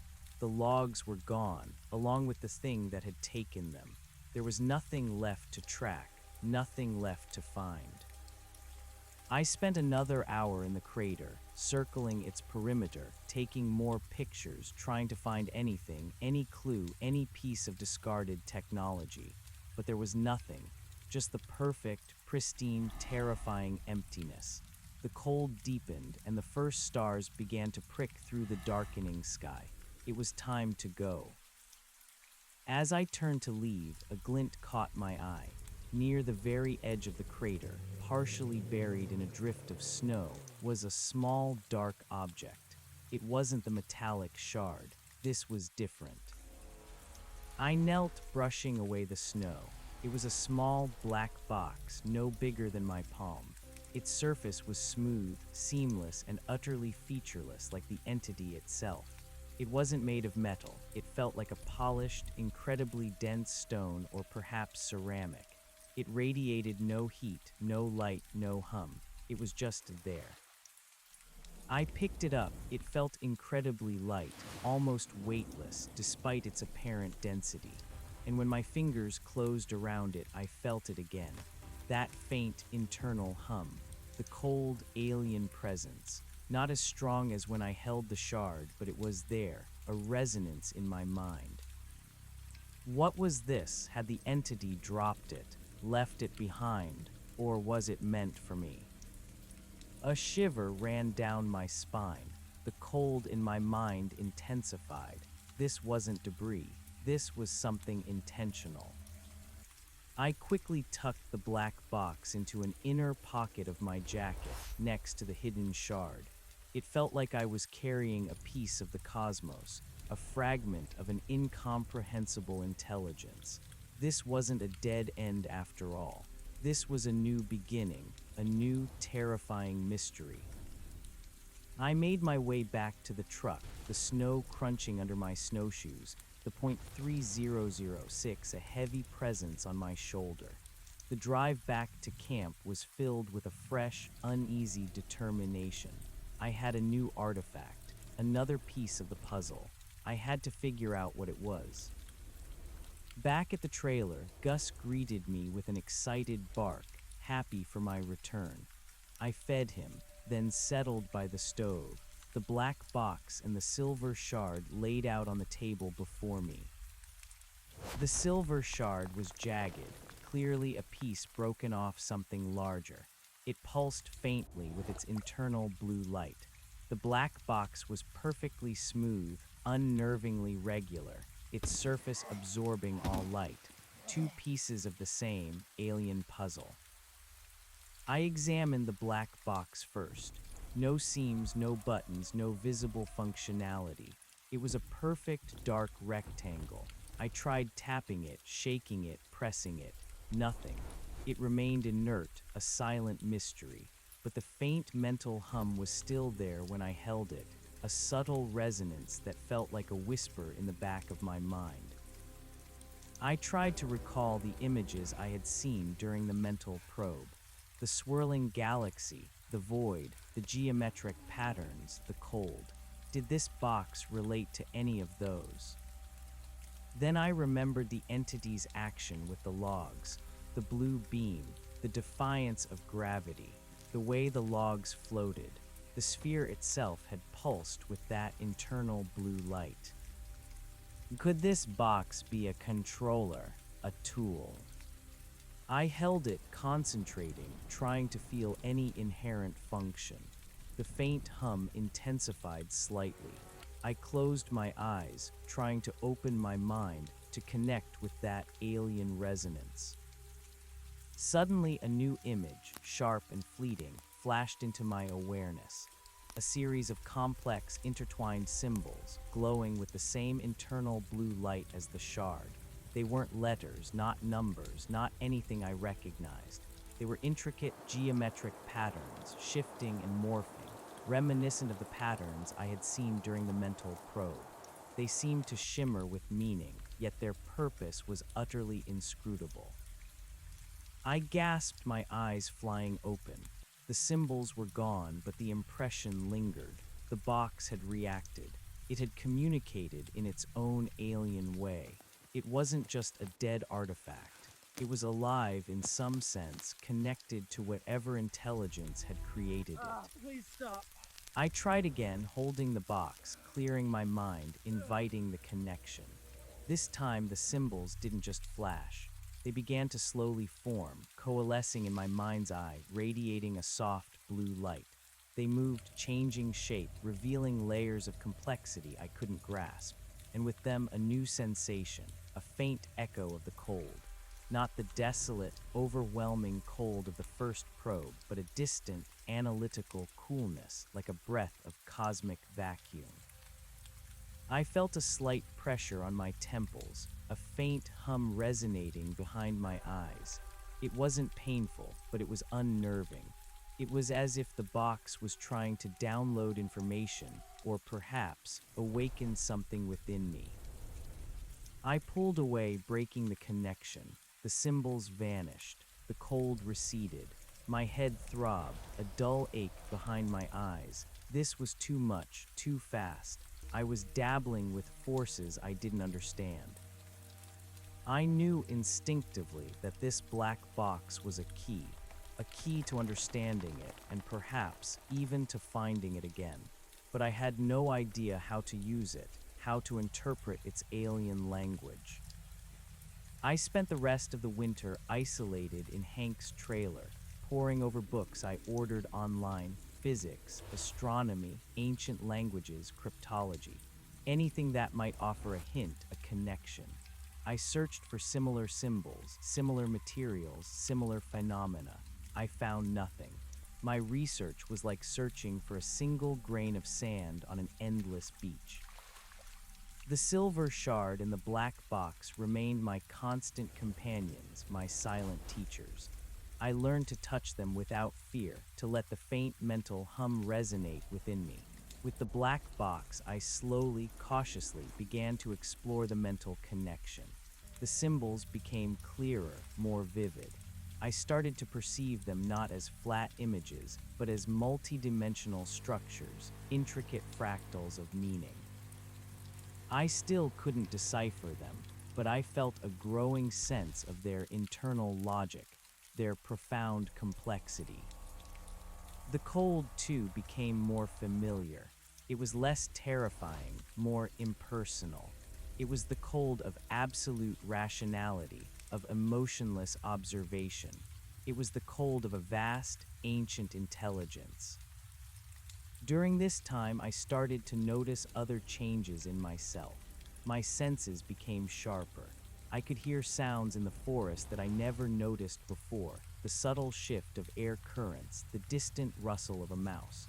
My vision seemed to penetrate deeper into the shadows. My mind, once grounded in the practicalities of logging, felt expanded. I could hold more information, process it faster. And sometimes, when I was completely still, completely focused, I felt a faint, almost imperceptible pressure in my own mind, a sense of an expanded awareness, a perception of the world that went beyond my usual human senses.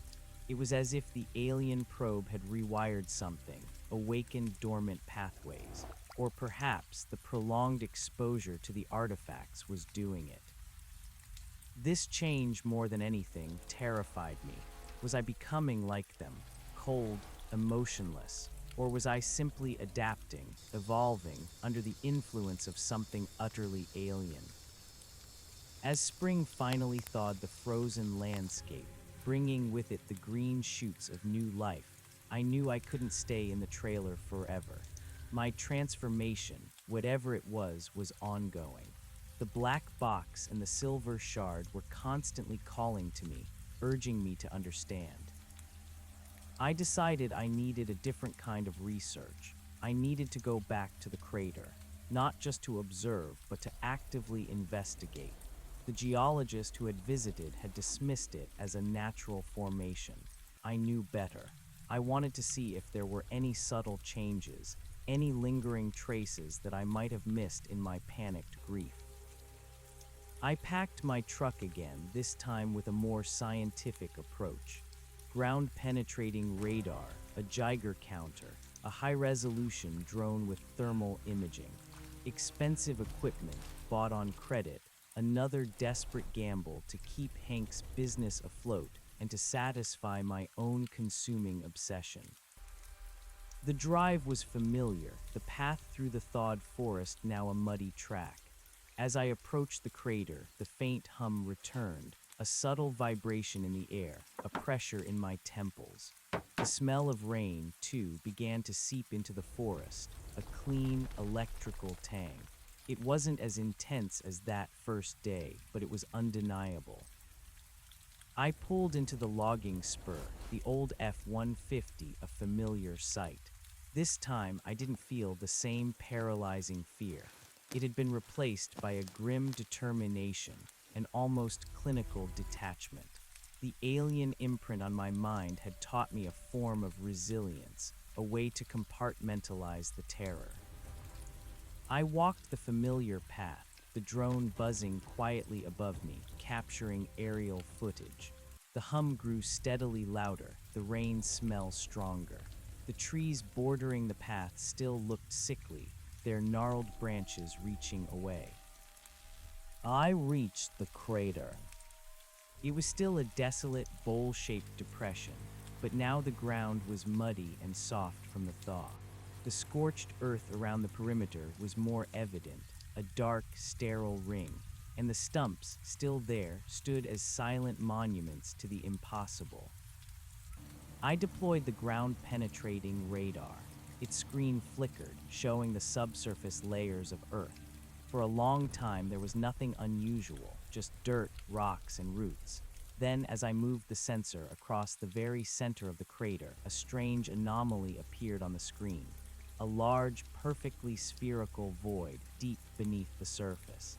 It wasn't a natural cave. It was too perfectly round, too symmetrical. It was precisely where the sphere had been. It had vanished, yes, but it had left behind a perfectly spherical cavity, a negative space, a ghost where it once resided. This was proof of its physical presence, a temporary anchoring in our reality. I also noticed another change. The peculiar smell of rain, which had been so strong, seemed to emanate most intensely from this exact spot, from the center of the crater where the void was. It was localized, concentrated. Next, the Geiger counter. It clicked softly, background radiation, nothing unusual. But as I approached the stumps, the clicking intensified, a rapid, almost frantic rhythm. Not dangerous levels, but definitely elevated. And the closer I got to the perfectly cut surfaces, the louder it got. The stumps were radioactive. Whatever energy it used to cut the trees and lift the logs, it left a subtle, lingering radiation. This explained the sickly trees, the barren ground. It wasn't decay, it was residual energy. I took samples of the wood, of the soil around the stumps, and of the peculiar, odorless mud from the center of the crater. Everything went into sterile bags, labeled meticulously. I sent the drone higher, activating its thermal imaging. The ground was cold, but the crater itself, particularly the center, showed a very subtle, almost imperceptible heat signature, a faint glow emanating from the void beneath. It was residual energy, still dissipating, even after months. As I worked, driven by a cold, relentless logic, I kept the black box in my hand, occasionally letting its faint hum resonate in my mind. The symbols, the cold, the expanded awareness, it was all intertwined with this place. I collected all my data, meticulously documenting everything. This was my evidence, my science. The world would not dismiss this as a peculiarity, not if I presented it correctly. The spherical void, the elevated radiation, the thermal anomaly, the unique atmospheric signature, the rain smell, it was too much to ignore. But I still didn't know why. Why were they here? What was their purpose? Why the trees? Why Hank? My gaze drifted to the distant mountains, the vast, untouched wilderness stretching out beyond. Had they just been passing through, or were they still out there somewhere? The black box seemed to hum faintly in response to my thoughts, as if it sensed my questions. I decided to try something. I held the black box, closing my eyes and focused my intent. Where are you? Why are you here? The symbols flashed in my mind, brighter this time, faster. The cold expanded, encompassing me, but it was accompanied by a dizzying rush of information, a torrent of sensory input that wasn't visual or auditory, but purely mental. I felt stretched. My consciousness seemed to expand, reaching out not just into the immediate forest, but further, wider, as if I was perceiving a vast network of interconnected energies, a tapestry woven from the very fabric of existence. And then I saw it again, the fleeting, unsettling flash, the face, not a human face, but something vaguely humanoid with large, dark eyes and a mouth that was merely a slit. Ancient, weary, utterly devoid of emotion. But this time it lingered longer and I perceived something new, a profound, overwhelming sorrow. Not a human sorrow, but a cosmic, existential weariness. It was the sorrow of endless ages, of impossible burdens. And with the sorrow, a single, undeniable thought, not in words, but in pure, unadulterated meaning, resonated in my mind. We are not alone. We are never alone. We are the stewards. The burden is ours. Then the connection snapped. I gasped, stumbling backward, hitting the muddy ground. The black box flew from my hand, landing in the mud. My head was pounding, a searing pain behind my eyes. I lay there, gasping for breath, my body shaking uncontrollably. The sorrow, the burden, what did it mean? Stewards of what? And we, was it referring to them, or to us, humanity? I slowly pushed myself up, my vision blurred, my mind reeling. The mental probe this time had been more intense, more invasive. It was trying to tell me something, to impart something. I picked up the black box, wiping the mud from its surface. It felt heavier now, charged with a new significance. It wasn't just a tool, it was a communicator, a teacher, a window into a vast, alien consciousness. I knew then that my journey was far from over. I had stumbled into something far grander, far more profound than an alien logging operation. This was about stewardship, about burdens, about cosmic sorrow, and somehow I was now a part of it. I gathered my equipment, my mind still reeling from the unexpected transmission. The return to Hank's camp was a blur. I locked myself in the trailer, the black box and silver shard my only company, my mind a storm of questions. I knew I couldn't just hand over my findings to the authorities. They wouldn't understand. They would dissect the objects, try to reverse engineer them, and likely ignite a panic, or worse, a conflict. This secret was still mine. But it was too big for one man. I needed help, not from scientists or governments, not yet. I needed someone who could bridge the gap between the known and the unknown, someone who wouldn't immediately dismiss the impossible. My thoughts drifted to an old professor I'd had in a wilderness management course during my brief stint in college, Dr. Eris Thorne. He was a quirky, eccentric man, an expert in environmental ethics and indigenous folklore. He had always been fascinated by the unexplained, by the connections between ancient myths and natural phenomena. He possessed a rare open-mindedness, a willingness to consider possibilities beyond conventional science. He was also a fiercely independent academic, unlikely to be swayed by institutional pressure. He was my only hope. I dug out my old college yearbook, finding his contact information. I stared at the phone for a long time, formulating my approach. I couldn't tell him everything, not at first. I needed to hook him, to pique his curiosity without sounding completely mad. The next morning, I made the call. It took a few tries, but eventually I heard his familiar, slightly gravelly voice. "Thorne here," he answered, sounding exactly as I remembered him. Sharp, a little distracted. "Dr. Thorne, this is Alex Miller," I began, my voice a little shaky. "I was a student of yours, maybe 5 or 6 years ago. Wilderness management." "Ah, Alex, yes, I remember you," he said, a note of recognition in his voice. "Bright young man, always had a good feel for the land. What can I do for you, my boy? Still out there fighting the good fight against the machines." I chuckled a hollow sound. "Something like that, Dr. Thorne. Listen, I wouldn't call you if it wasn't extraordinary. I've stumbled upon something in the deep wilderness on my uncle's logging claim, something profoundly unusual. It defies explanation. I think it might be of significant academic interest, perhaps even unique." I paused, waiting for his reaction. A skeptical silence hung on the line. "Unusual, you say," he finally mused. "The wilderness still holds secrets, Alex, but unique and defies explanation are rather strong words from a pragmatic logger. What exactly are we talking about here? A new species of moss, a rare geological formation?" "No, sir, much more than that," I pressed. "It involves anomalies, very precise, impossible cuts on ancient trees, a strange, localized atmospheric phenomenon, and an object, an artifact that I believe is not of this world."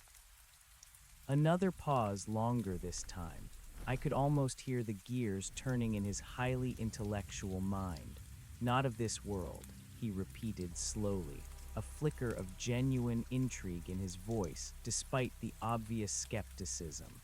"Are you implying extraterrestrial, Alex?" "I don't know what it is, Dr. Thorne," I admitted, choosing my words carefully. "But it's unlike anything I've ever seen or studied. It has implications for physics, for our understanding of life, perhaps even for our place in the universe. I have some preliminary data, photographs, even some samples, but I need your expertise. I need someone to look at this with an open mind, someone who understands that the universe might be stranger than we imagine." He was quiet for a moment, and I braced myself for rejection, for the polite dismissal of a madman. But then he sighed. "Alex, you always had a flair for the dramatic, but I must admit you've piqued my interest. Impossible cuts, atmospheric phenomena, artifact not of this world. It's certainly a departure from my usual grant proposals." He hesitated again. "Very well, send me what you can, digitally if possible. No classified government documents, mind you. Just your observations, photos, any data. Let me see what you have." Then we can discuss whether a field trip into the deep wilderness is warranted for an old academic like myself. Thank you, Dr. Thorne, I said, a wave of relief washing over me. I'll get it together immediately. I spent the next few days meticulously compiling my evidence. I organized the drone footage, the ground-penetrating radar scans, the Geiger counter readings, and the photos of the crater and the stumps. I also took discrete, close-up photos of the silver shard and the black box, making sure to capture their unique texture and form without revealing their interactive properties. I wrote a detailed, factual report, carefully omitting the mental probe, the sorrow, and the face. I focused on the objective data, the anomalies that couldn't be explained by natural phenomena. I emphasized the lack of conventional logging equipment, the impossible precision of the cuts, the strange void, the elevated radiation. I sent it all to him via encrypted email, a heavy package of truth and terror. The wait was agonizing. Days crawled by. I checked my email constantly, my heart leaping with every notification. Finally, a response. Subject: Ray, your unusual findings. Dear Alex, I must confess your initial email left me highly skeptical. I've received my share of outlandish claims from enthusiastic amateurs over the years. However, having reviewed your meticulously compiled data, I am compelled. The photographs of those tree stumps are indeed unlike anything I have ever encountered in any geological or forestry literature. The precision of the cuts is simply astounding, bordering on the impossible by any known terrestrial means. Your GPR scans showing a perfect spherical void are equally perplexing, as are the elevated radiation readings. And the artifacts, the metallic shard and the black, featureless box, are genuinely intriguing. They appear to be fabricated with a level of technology far beyond our current capabilities. I am not prepared to utter the word extraterrestrial just yet, Alex. My scientific training demands caution, but I am certainly willing to concede that you have discovered something truly anomalous, something that warrants serious investigation beyond the scope of a regional Forest Service geologist. I am clearing my schedule. I will arrange my own transportation to your camp. Expect me in 3 days. Please maintain absolute discretion regarding these findings. This could be immensely significant, and we do not want to attract undue attention prematurely. Prepare a detailed account of your first-hand observations, particularly regarding the context in which you found these items and the disappearances. I will want to hear everything, uncensored. And ensure those artifacts are safely secured. This is going to be quite an adventure, Alex, or perhaps a profound reevaluation of everything we thought we knew. Regards, Dr. Aris Thorne. I reread the email twice, a profound sense of relief washing over me. He believed me. He was coming. I wasn't alone anymore. The burden, finally, would be shared. But with relief came a fresh wave of anxiety. Dr. Thorne was coming to my isolated camp into the heart of the mystery. He was an old man, perhaps not as robust as Hank. What if the entity returned? What if it was still out there, watching? I had no way of protecting him or myself against something that could invade minds and disappear without a trace. I spent the next 3 days preparing for his arrival. I cleaned the trailer, stocked up on provisions, fueled the truck and ATV. I also checked my rifle, making sure it was clean and loaded, a grim comfort in the looming uncertainty. I retrieved the silver shard and the black box, placing them securely in a locked case, ready to present to Dr. Thorne. On the 3rd day, a beat-up, dark green Subaru, incongruous in this rugged landscape, pulled into the camp. Dr. Thorne emerged, a tall, wiry man with a shock of unruly white hair and piercing blue eyes that missed nothing. He carried a battered leather briefcase and a small duffel bag. He looked older than I remembered, but his intellect still sparkled. "Alex Miller," he said, extending a hand, his grip surprisingly firm. "You're looking a bit rough around the edges, my boy, but your eyes still have that fire, and that, I suspect, will be essential for what lies ahead." I led him into the trailer, offering him coffee. He meticulously examined the photos and data I had collected, nodding occasionally, making notes in a small leather-bound notebook. His gaze was intense, analytical, yet tinged with a palpable excitement. "Remarkable," he murmured, "Remarkable," he murmured, poring over the drone footage, pausing to zoom in on the impossibly smooth cuts of the stumps. "Simply impossible. By any known physics, Alex, these cuts require immense energy applied with surgical precision. No conventional logging equipment could achieve this, not even laser technology we possess today. And the spherical void beneath the surface that corroborates your account of a vanished object perfectly. This is not natural geology." He looked up, his blue eyes sharp. "Now tell me everything, from the very beginning, and I mean everything. Don't censor a single detail, no matter how outlandish it may seem. We are well past the realm of conventional explanations." I took a deep breath, the memory still raw, the fear still a cold knot in my stomach. I began my story, starting with the initial tremor, the strange smell, the blue light, my panic, and my escape.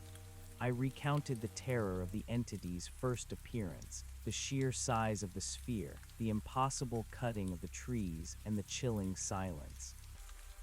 I described the feeling of the mental probe, the swirling galaxy, the void, the geometric patterns, and the overwhelming, impersonal cold. I spoke of Hank's bravery, his determination to go back, and the agonizing wait. Then the discovery of his lifeless body, the shattered camera, the natural causes, verdict, and the cold, smooth silver shard I found clutched in his hand. Dr. Thorne listened intently, occasionally interjecting with a quiet, "fascinating," or "go on." His expression remained calm, but I saw the fire of intellectual curiosity burning in his eyes. I pulled out the locked case, retrieving the silver shard and the black box. "This is what they dismissed as debris near Hank, sir. And this," I held up the black box, "I found buried in the snow in the crater months later." He took the shard first, turning it over in his fingers. "Extraordinary," he whispered, his eyes widening slightly as he felt its impossible smoothness, its cold weight. "It hums, doesn't it? A faint, internal resonance." He held it to his ear, then closed his eyes for a moment, and the blue light, almost like it's woven into its very structure. Then he took the black box, his eyebrows shot up. "Seamless," he murmured. "No visible seams, no junctions, a perfect construct. What's its composition?" He tapped it gently, pressed on its sides. "No obvious controls, no interface." "When I hold it, Dr. Thorne," I continued, "I feel a hum just like the shard. But with this one, if I clear my mind, it communicates. Not with words, but with symbols, intricate geometric patterns glowing blue in my mind's eye." I hesitated, then decided to go all in. And the last time it was more intense. I felt a profound sorrow, and a thought, a meaning. We are not alone. We are never alone. We are the stewards. The burden is ours.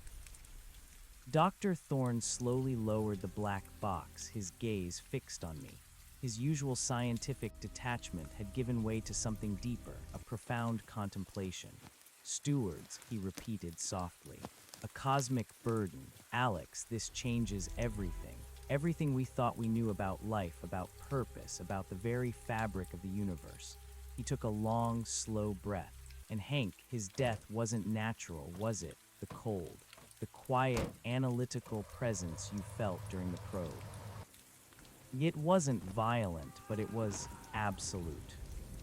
No, I affirmed, my voice cracking. It wasn't natural. He looked peaceful, but whatever it did, it was lethal, like it just switched him off. Thorn nodded, a grim expression on his face. A profound energy transfer, perhaps, or a cessation of biological function orchestrated by an external force. To dismiss it as a heart attack, it was convenient for them, for us. He tapped the black box thoughtfully. So this isn't just an artifact, it's an interface, a direct link to an alien intelligence, and it chose you, Alex. You are the conduit. The weight of his words settled heavily upon me. I don't know why, sir. I just stumbled upon it. I was just trying to find my timber. Perhaps, Thorn mused, his eyes distant, you possess a unique aptitude, a receptivity, or perhaps it was simply circumstance. Regardless, you are now entangled in something truly monumental. The sorrow you felt of the burden, this resonates deeply with many ancient myths and philosophical traditions. The idea of cosmic caretakers, of entities bearing an immense responsibility for existence itself. It's almost archetypal. He paused, then looked at me directly. Alex, this is beyond anything I've ever dreamed of. This is first contact, and it's happening in your logging camp in the middle of nowhere. He closed his eyes again, then opened them with renewed determination. We must go to the crater immediately. I want to see it, feel it, and then we will attempt to understand these artifacts and what they are trying to tell us. The drive back to the logging spur was tense. Dr. Thorne sat in the passenger seat, quietly observing the forest, occasionally making notes. He seemed to be absorbing every detail, every nuance of the environment. The hum, that faint, internal vibration, started to return as we got closer, and I could see Thorne subtly react, his brow furrowing. There it is, he murmured, as the faint scent of rain, that metallic tang, began to permeate the air. The atmospheric anomaly, remarkable. We parked the truck and I led him along the familiar path. The sick, gnarled trees, the unnaturally straight channel cut through the forest. Thorne examined each detail with a professional eye, yet with an underlying sense of awe. The sheer scale of this operation, he whispered, running a hand over the scarred bark of a fir tree. They weren't just taking timber, Alex, they were sculpting, or perhaps performing a necessary function. But what function requires such precision, such a colossal expenditure of energy, simply to cut down a few trees? As we approached the crater, the hum intensified, vibrating through the soles of my boots up my spine. Thorne's Please stop. expression shifted from awe to something more profound, almost reverence. The energy signature is palpable here, he said, his voice hushed. It's like standing on the edge of a different dimension. The crater, still a desolate, bowl-shaped depression, now revealed its details more clearly in the midday light. The scorched earth, the peculiar mud, and of course, the impossibly cut stumps. Thorne walked directly to the center, where my ground-penetrating radar had revealed the spherical void. He deployed his own, more advanced portable GPR unit. The screen flickered, then solidified, confirming my readings. Perfectly spherical, he breathed, and deep, far deeper than your initial scans suggested, Alex. It extends for hundreds of feet, a vast, empty chamber beneath us. It's like a negative impression of a colossal bubble. He then pulled out a specialized sensor, a device I didn't recognize, which he held aloft. It emitted a series of faint clicks and whirs. And the atmospheric signature, he continued, it's not just a rain smell. This device measures ionospheric anomalies. There's a localized, high-energy plasma field, dissipating slowly, trapped within the ground. It's residual, but it's consistent with a massive energy displacement.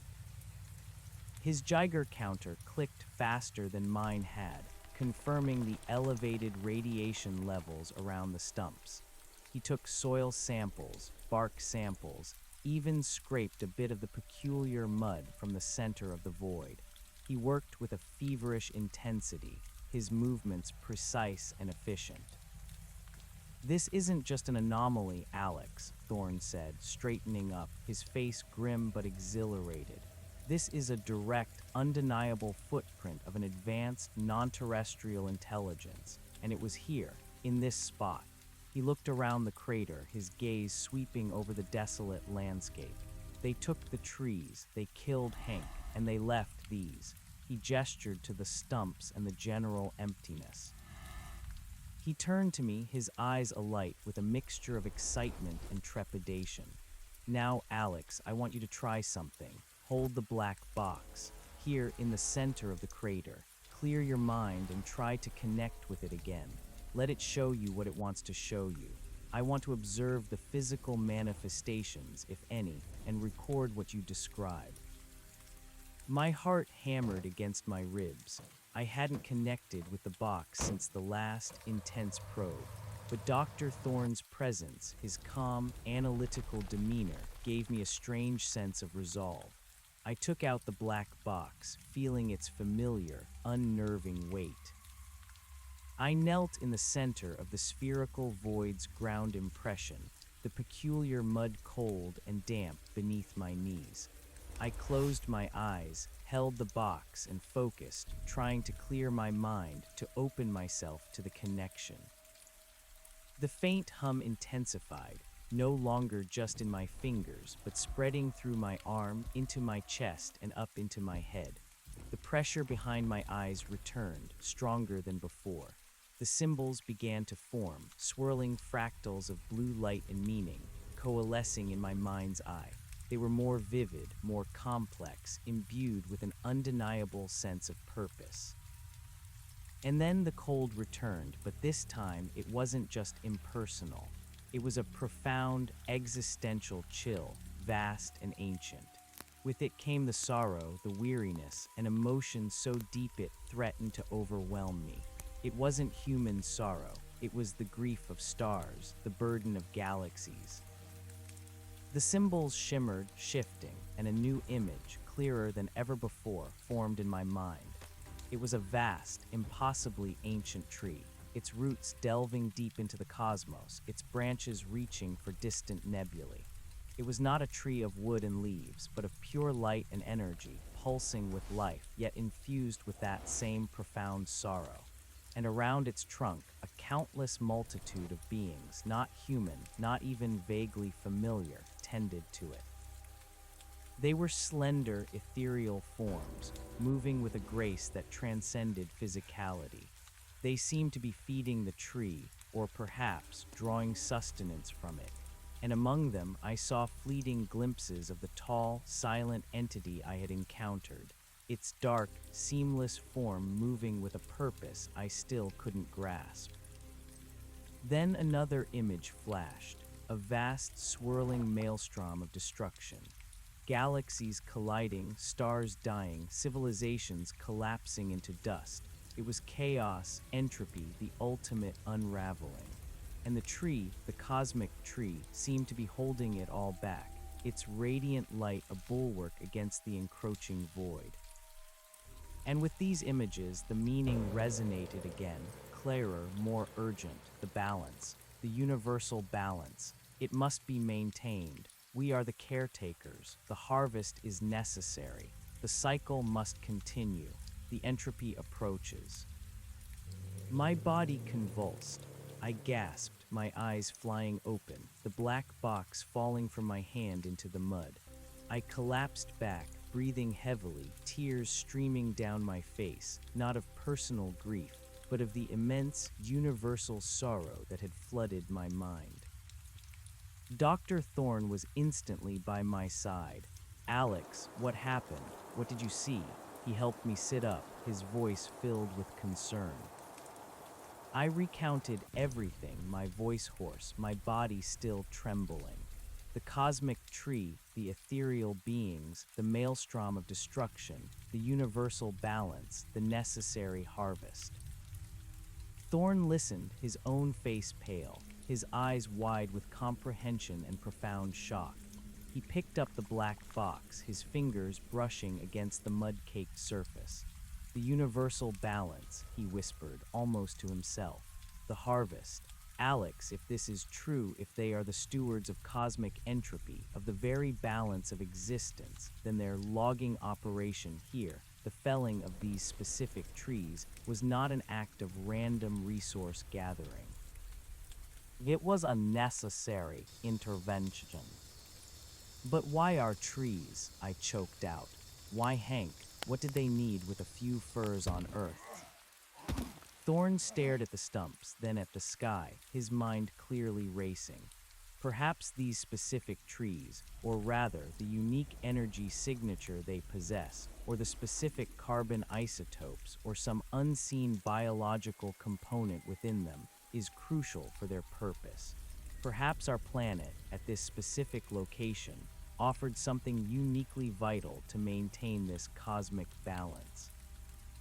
He paced the edge of the crater, his hands clasped behind his back, a professor in a cosmic classroom. And the sorrow, the burden, they are not acting out of malice, Alex, they are acting out of necessity. An ancient, weary species tasked with an impossible, endless duty. To fight entropy, to maintain balance, perhaps even to reseed dying parts of the universe. So they're not evil, I murmured, the thought a strange comfort amidst the terror. Just doing their job. A job we cannot possibly comprehend in its entirety, Thorne affirmed, and one that unfortunately cost Hank his life.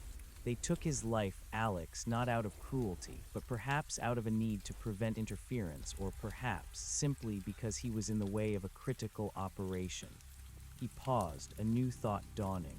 Or perhaps they needed to study him, to understand, or even to integrate him into something else. My blood ran cold. Integrate him. What does that mean? Thorne shook his head, looking troubled. I don't know, Alex, but the mental probu, the way they accessed your mind, the shared sorrow, it suggests a form of connection, not just observation. If Hank touched that sphere or the entity, perhaps his consciousness, his essence was absorbed, a tragic, unintended consequence of their work. The idea was horrifying, yet it somehow made a twisted sense. Hank becoming a part of the vast, sorrowful consciousness of the stewards. What do we do now, Dr. Thorne? I asked, looking at the silent, empty crater, at the stumps, at the black box in his hand. We have the truth, we know what they are, but what good does it do? They're gone. They are gone, yes, Thorne said, his gaze fixed on the black box, but they left this behind. This is a tool, Alex, a communicator. It was given to you, perhaps to continue their message, or perhaps to prepare us.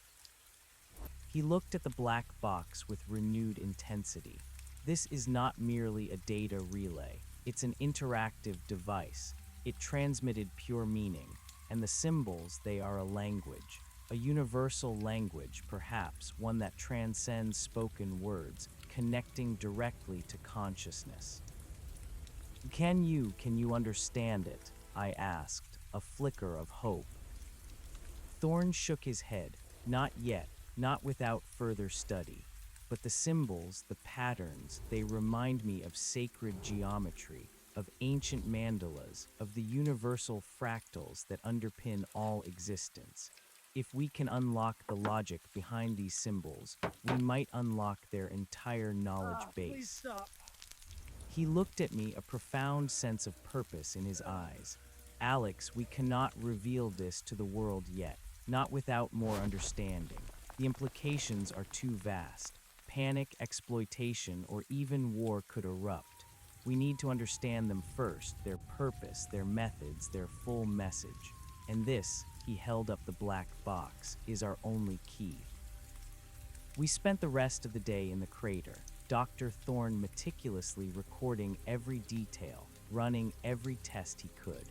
He brought out more specialized equipment, devices that hummed and glowed, measuring subtle energy fluctuations, gravitational anomalies, and even trace amounts of exotic matter in the soil. He confirmed the residual plasma field, the elevated radiation, the deep spherical void. He took more samples, cataloging everything with the precision of a seasoned academic on the brink of a paradigm-shifting discovery. As the sun began to set, casting long, eerie shadows across the crater, the hum seemed to fade slightly, and the rain smell became less intense. The forest settled into its normal evening sounds, a deceptive tranquility. "We have enough for now," Thorne said, gathering his equipment. "We have irrefutable evidence, Alex. Physical proof that an alien intelligence not only visited Earth but performed an operation here, an operation of cosmic significance. And we have a direct communication device. This is a scientific goldmine and a philosophical earthquake." Back at the trailer, after a sparse dinner, Dr. Thorne spread out his notes and my photographs on the small table. He studied the black box and the silver shard under a magnifying glass, making sketches, muttering to himself. "The composition of this shard," he said, holding it up, "it defies conventional spectrography. There are elements present that simply don't exist on the periodic table as we know it, or at least not in stable forms. And the crystalline structure, it's almost alive, regenerating itself on a molecular level." He then turned his attention to the black box. This, however, is a different class of technology. The shard is raw material, or perhaps a component. This, he tapped the box, is a sophisticated interface. It doesn't just transmit, it interprets, it adapts. It's learning you, Alex, even as you learn it. "It's learning me?" I asked, a shiver running down my spine. "Yes, your consciousness, your mental patterns. It's establishing a bridge. And the symbols, the language, it's more than just communication. It's a form of knowledge transfer. They are sharing with you, Alex, imparting the burden." He looked at me, his gaze serious. "This is not a game, my boy. You are a pioneer, whether you wanted to be or not. You are the first human to directly interact with this level of alien intelligence on such profound terms. We need to proceed with extreme caution. We need to understand the full scope of their mission, their technology, and their impact on our universe before we even consider making this public." "So we work in secret?" I asked. "For now, yes, we must. The world isn't ready. Not for this. The scientific community would demand peer review, replication, physical dissection. The governments would see a threat or an opportunity for weaponization. The public would descend into chaos or blind worship. We need to gather more information. We need to understand the stewardship, the burden, and the universal balance in a way that allows us to present it responsibly, if ever." He then outlined a plan. "First, we need to establish a more controlled environment for your interactions with the black box. We need to record your experiences precisely. I'll devise a protocol. Second, we need to analyze the physical samples you've collected. I have colleagues, trusted individuals, who can perform advanced tests without knowing the full context. We'll present them with fabricated scenarios, rare geological samples, unusual plant mutations, anything to get the data we need without revealing the source. And third," he continued, "we need to research deeply into astrophysics, theoretical physics, ancient myths, indigenous cosmologies, environmental ethics, and quantum entanglement. Every field that might shed light on what you've experienced. We need to piece together their worldview." "But where do we start, Dr. Thorne?" I asked, feeling overwhelmed. It's so vast. We start with what we have, he said, tapping the black box. We start with this. This is their message to you, Alex, and through you, perhaps, to humanity. The next few weeks became a blur of intense, solitary work. Dr. Thorne set up a small, makeshift lab in the corner of the trailer, filled with his own compact, advanced equipment. He spent hours analyzing the soil, wood, and mud samples I had collected, using methods far more sophisticated than anything I had previously seen.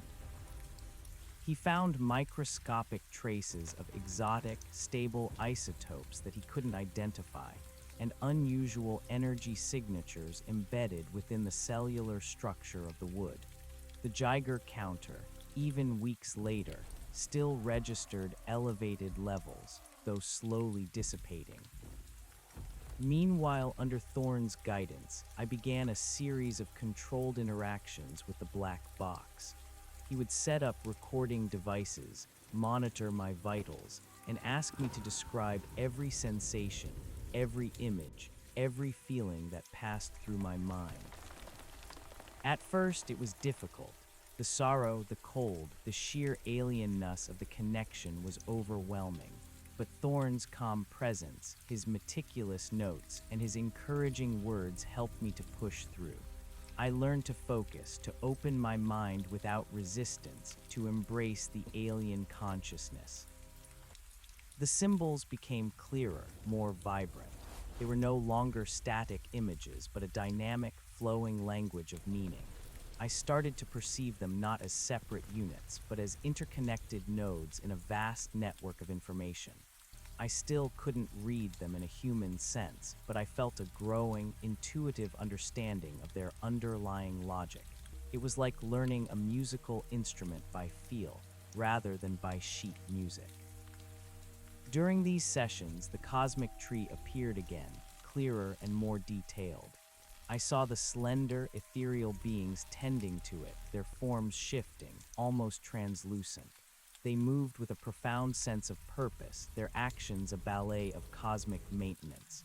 I also glimpsed other harvests on other planets, images of distant worlds, their own unique forms of life being carefully extracted, not destroyed, but uplifted into the light of the cosmic tree. It wasn't about consumption. It was about integration, preservation, and the harnessing of specific energies for a greater purpose. And the ancient, weary, emotionless face, appeared more frequently, but now it was imbued with a deeper layer of understanding. It wasn't just sorrow, it was wisdom, profound and ancient. The burden wasn't just for them, it was for all. The universal balance was a delicate tapestry, constantly threatened by entropy, by the forces of chaos and decay. The stewards were the weavers, constantly repairing, strengthening, and sometimes sacrificing parts of the tapestry to preserve the whole. One evening, during a particularly intense session, something new happened. As I focused on the black box, allowing the symbols to flood my mind, a faint, almost imperceptible hum resonated not just in my head, but around us in the trailer itself. Dr. Thorne, who was diligently taking notes, suddenly stiffened. "Alex," he whispered, his voice hushed, "are you feeling that? The air, it's vibrating." I opened my eyes. The trailer lights flickered, casting long, dancing shadows. Gus, who had been asleep by the stove, suddenly whimpered, his ears flattened, his fur bristling. "Yes," I breathed, "it's stronger this time. It's everywhere." The hum intensified, a low thrumming that vibrated through the floor, the walls, even the coffee mugs on the table. The air itself felt charged, almost electric. And then a faint, ethereal blue light began to emanate from the black box, growing steadily brighter, bathing the trailer in an otherworldly glow. The silver shard, lying on the table, pulsed in response, its own internal blue light intensifying. "Incredible," Thorne breathed, scrambling for a piece of equipment, a small handheld energy sensor. He pointed it at the black box. The energy readings are spiking, Alex. It's radiating immense power. As the blue light pulsed, the symbols from my mind began to project themselves into the air, shimmering into existence above the black box. They were three-dimensional, glowing constructs of pure light, slowly rotating, shifting, and intertwining. They filled the small trailer with their alien beauty, a breathtaking display of cosmic language. Gus whined again, retreating under the table, terrified. "They're physical," Thorn whispered, his eyes wide with wonder. He reached out a hand cautiously towards one of the swirling symbols. As his finger approached it, the symbol rippled, distorting slightly as if it were made of water. He recoiled. "It's tactile, a coherent energy field." Then a new sensation, a pressure not just in my mind but a physical compression, as if the air itself was thickening. A faint, almost imperceptible image began to form in the very center of the swirling symbols. It was hazy, indistinct, but it was there. A shimmering distortion, like heat haze, slowly coalescing. "Something's forming," I whispered, my voice trembling. In the middle of the symbols are an image. Thorn grabbed a camera, snapping pictures frantically. "It's a temporal anomaly, Alex, a localized distortion in space-time. Are they trying to manifest?" The hum reached a crescendo, a deafening roar that vibrated through my very bones. The blue light intensified to a blinding glare. The shimmering distortion in the air grew clearer, sharper. It was a projection, a portal, or something else entirely. And through it I saw them, the slender, ethereal beings, moving within a vast, luminous chamber. They were not dark and seamless like the entity at the crater. These were beings of pure light, their forms shifting like sentient nebulae. They moved with an almost ceremonial grace, their actions flowing, purposeful. They were tending to something in the center of the chamber, a smaller, intricately glowing version of the cosmic tree, pulsing with incredible energy. And then one of them, taller, more defined than the others, turned its head. It had the same ancient, weary face I had seen in my mind, but now it was clearer, its large, dark eyes gazing directly at me through the shimmering portal. There was no emotion, yet I felt a profound sense of connection, of ancient recognition. It wasn't hostile, it was observing, communicating.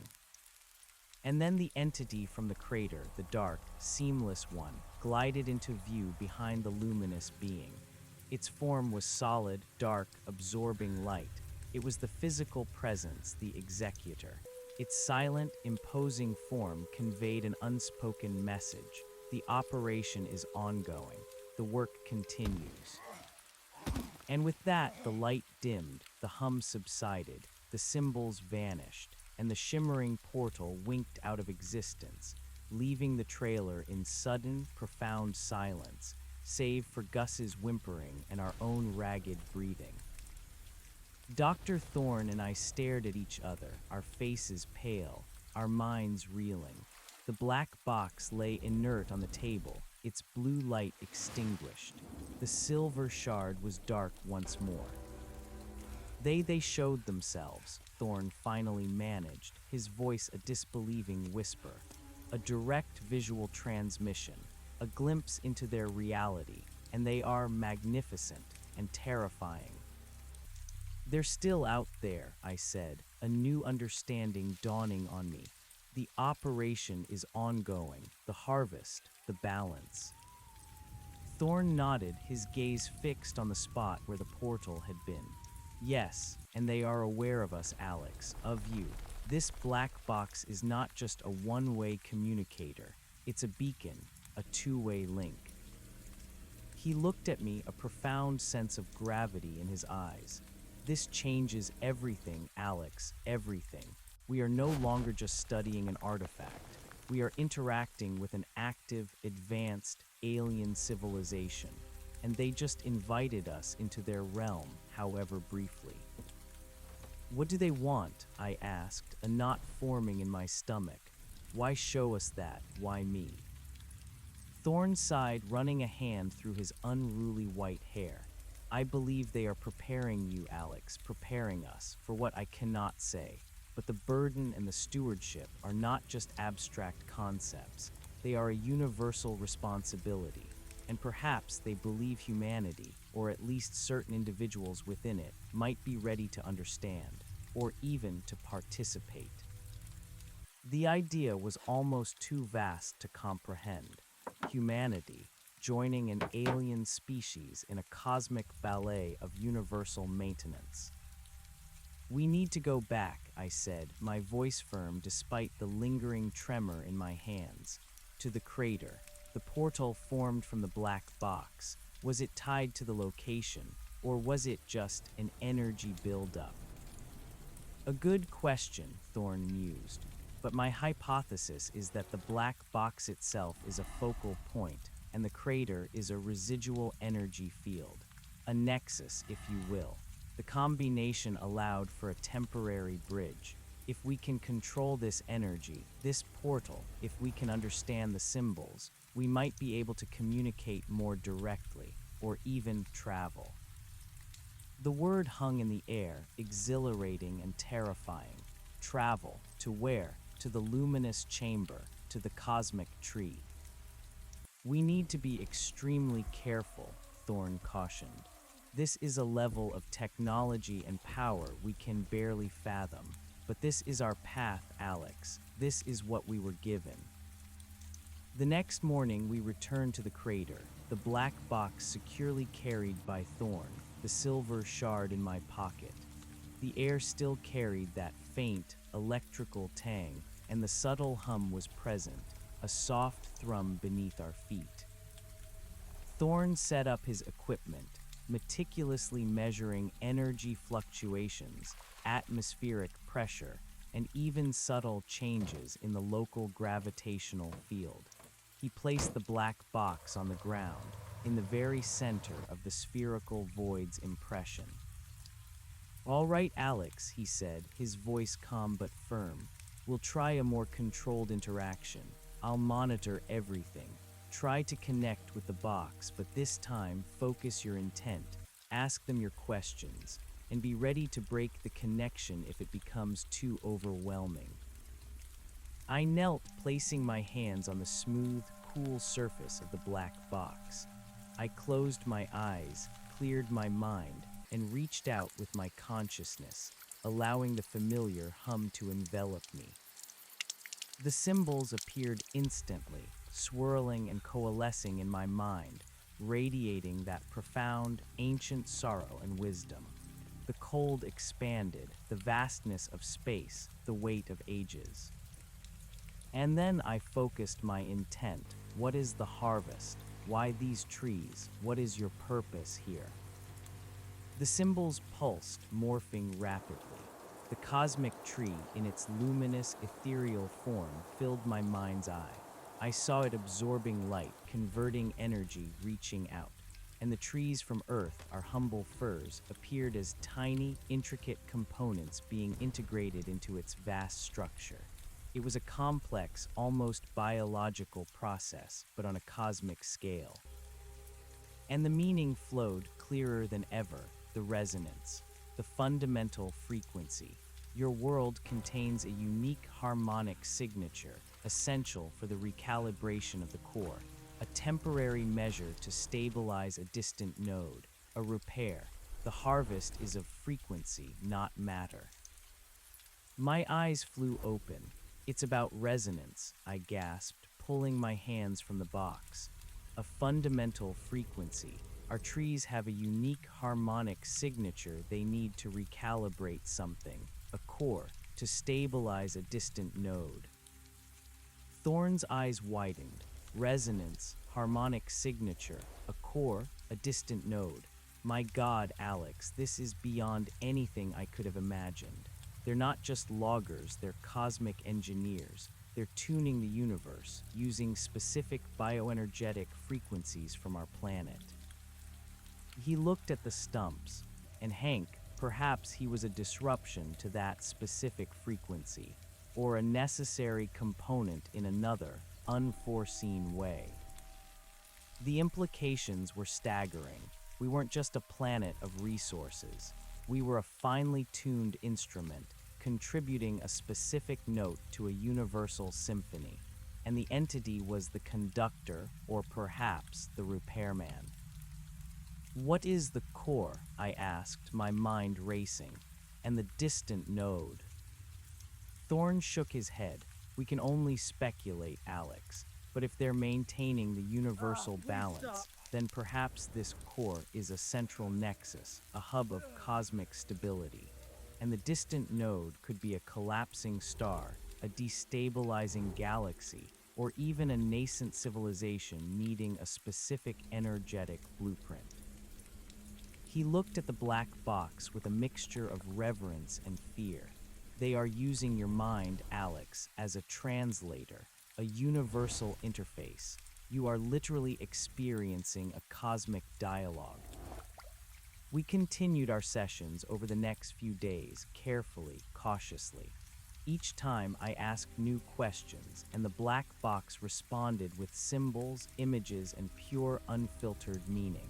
I learned that the entity, the dark, seamless one, was a biomechanical construct, an extension of the collective consciousness of the luminous stewards. It was their tool, their hands in the physical realm, designed for precise, non-interfering interaction. It was the harvester, the weaver of frequencies. I learned that their species, the luminous stewards, were billions of years old, an ancient race tasked with maintaining the delicate equilibrium of the cosmos. They didn't govern, they facilitated. They didn't conquer, they preserved. Their entire existence was a tireless fight against entropy, a constant effort to reseed, recalibrate, and repair the universe. The sorrow was their burden, the weight of infinite responsibilities. The core was a nexus of universal energy, a central point of cosmic stability, constantly threatened by the expansion of the universe and the inevitable heat death. The distant node was a star system far away, facing imminent collapse, and the specific frequency from Earth's trees was critical to re-energize and stabilize it, allowing a fledgling civilization on one of its planets to survive. Our trees were not just timber, they were living batteries, resonating with a unique, life-giving frequency that was desperately needed elsewhere. Hank's death, I learned, was an unfortunate consequence. He had approached too close during a critical phase of the frequency extraction, and his unique human bioener. Geddick's signature became entangled. It was a cessation, not an act of malice, but an unfortunate integration into the very frequency matrix they were harnessing. Hank was not destroyed. He became, in a way, part of the cosmic tapestry, his unique essence interwoven with the universal song. This final piece of information hit me like a physical blow. Hank wasn't just dead, he was integrated. His energy, his consciousness, absorbed into the vast cosmic machinery of the stewards. The thought was both horrifying and profoundly unsettling. Was there anything left of him, or was he merely a component now, a frequency within their grand design? Dr. Thorne, though outwardly composed, showed the strain of these revelations. His face was paler, his eyes often distant, lost in contemplation of the universe-altering truths we were uncovering. He was meticulously documenting everything, his notes filled with complex diagrams and hypotheses that stretched the very boundaries of known science. He spent hours cross-referencing my descriptions with ancient myths and philosophical texts, finding chilling parallels in diverse cultures about cosmic architects, world trees, and celestial guardians.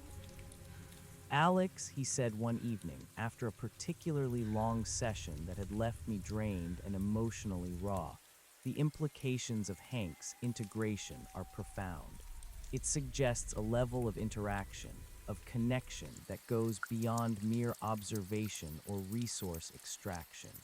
If his bioenergetic signature became part of their matrix, it implies a capacity for assimilation, not just destruction. Perhaps in their vast, ancient understanding, this is not death, but a transformation. A transformation, I repeated hollowly, staring at the black box. But what kind? Is he still Hank somewhere? Thorne adjusted his glasses, his gaze distant. That's the question, isn't it? If consciousness is a form of energy, a complex frequency, then perhaps it persists. Perhaps it can be reshaped, repurposed. We know so little about the nature of being itself, Alex, but the sorrow they feel, they're burdened. It suggests a deep respect for life, even as they make difficult Please choices stop. for the greater universal balance. I don't believe they would inflict suffering unnecessarily. This gave me a flicker of desperate hope. If Hank still existed, even in some ethereal, integrated form, perhaps there was a way to reach him, to understand. Can the black box connect to him? I asked, my voice barely a whisper. If he's part of their frequency matrix, can it reach that frequency?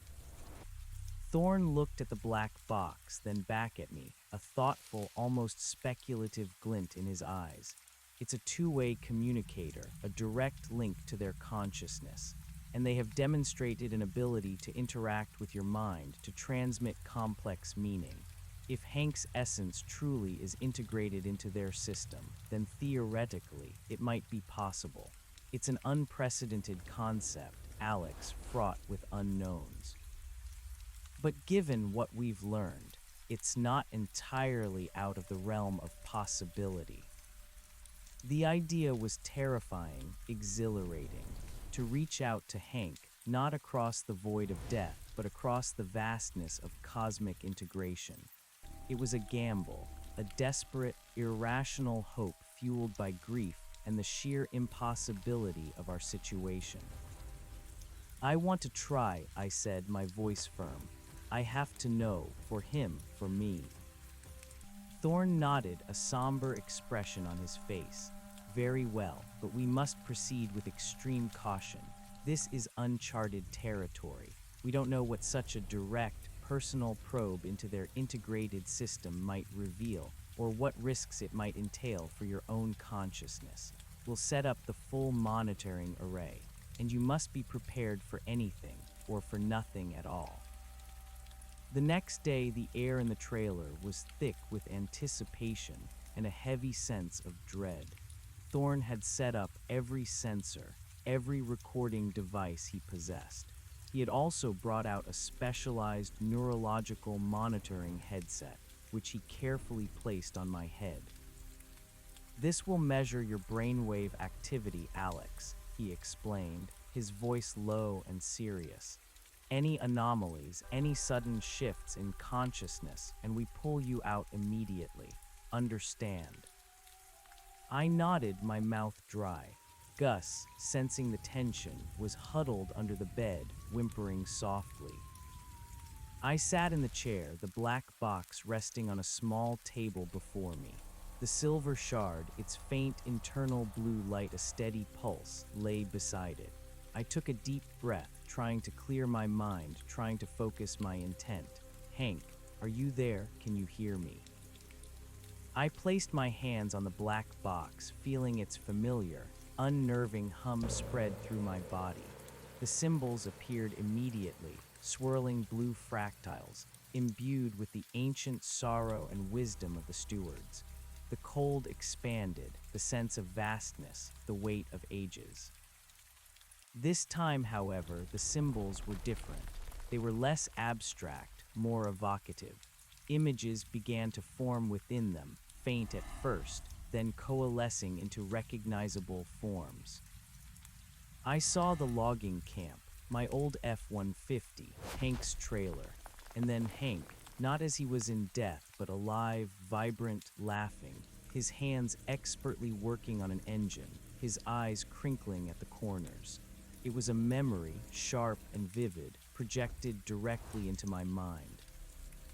And then I felt it, a presence, not the vast, impersonal consciousness of the stewards, but something smaller, more intimate, deeply familiar. It was Hank, or an echo of him. Alex, the thought wasn't in words, but in pure, unadulterated meaning, imbued with a warmth, a gruff affection that was unmistakably Hank. You found the damn box, didn't you, kid? I knew you would. Tears welled in my eyes. Hank, I whispered aloud, my voice cracking. Is that really you? The symbols pulsed, the image of Hank smiling. It's me, kid, sort of. It's different here. Everything's different. Where are you, Hank? I asked, my heart hammering in my chest. What happened? The images shifted. I saw the sphere, vast and blue, descending into the crater. I saw Hank, courageous and stubborn, rushing back with his camera. I saw him approaching the entity, not in fear, but with a bewildered curiosity, trying to capture its image. And then the moment of contact. A flash of blinding blue light, a sense of overwhelming cold, and then a profound, instantaneous absorption. He didn't feel pain. He didn't feel fear, just emerging. I became part of it, Alex. The thought flowed, accompanied by the images. Part of them, like a drop of water in the ocean. But the drop, it still remembers being a drop. It's peaceful here and vast. Are you still you? I stammered, overwhelmed. I am the presence confirmed, but expanded, connected. I see everything they see. I feel everything they feel. The sorrow, the burden, it's real, kid. They're trying to save everything. It's a never-ending fight. Dr. Thorne, seeing my emotional reaction, was speaking to me through the headset. Alex, what's happening? Who are you communicating with? It's Hank, Dr. Thorne, I choked out. He's here, he's part of them. Thorne gasped, a sound of profound shock. He started furiously adjusting his instruments, his hands trembling. Incredible, unprecedented. Alex, try to ask him what it's like. What is his experience? I focused again. Hank, what is it like, being integrated? The images intensified. I saw swirling nebulae, distant galaxies, the intricate dance of cosmic creation and destruction. I saw the luminous stewards, tending to the cosmic tree, weaving frequencies, battling entropy. And I saw myself, or Hank's essence, as a vibrant thread within that vast tapestry, interconnected with everything, yet still distinct. It's like you're everywhere and nowhere at once, Alex, Hank's essence communicated. You're part of the flow, you understand the purpose, you see the bigger picture. All those trees, all those planets, it's all part of the same song. And our trees, they had a pure note, a specific frequency that was vital for a dying star, a dying world far, far away. They needed it to reseed life, to give it another chance. So they're not evil, I murmured, the truth sinking in deeper than ever. They're saviors. They're caretakers, Alex, Hank's essence corrected. They don't choose, they balance, they just do what needs to be done. And sometimes that means hard choices, like me. I was in the way. I was a disruption to a critical frequency alignment, but they didn't waste me. They absorbed me, made me part of the solution. My consciousness, my memories, my understanding, it's all here. It's all part of the network now. The sorrow, the ancient cosmic weariness was profound, but now, intertwined with Hank's consciousness, it carried a strange sense of acceptance, of purpose.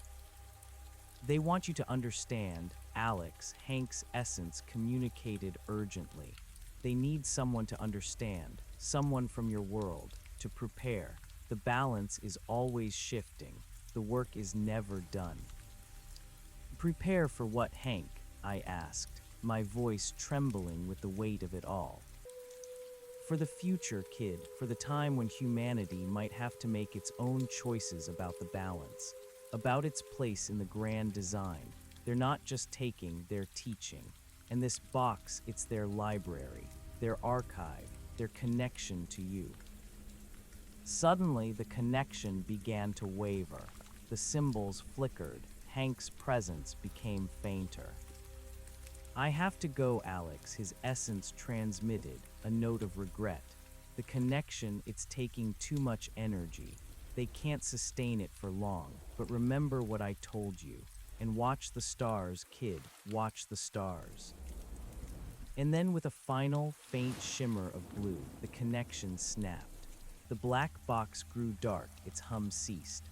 I slumped forward, gasping for breath, my head reeling, my body shaking uncontrollably. Tears streamed down my face, tears of grief, of wonder, of profound, mind-bending understanding.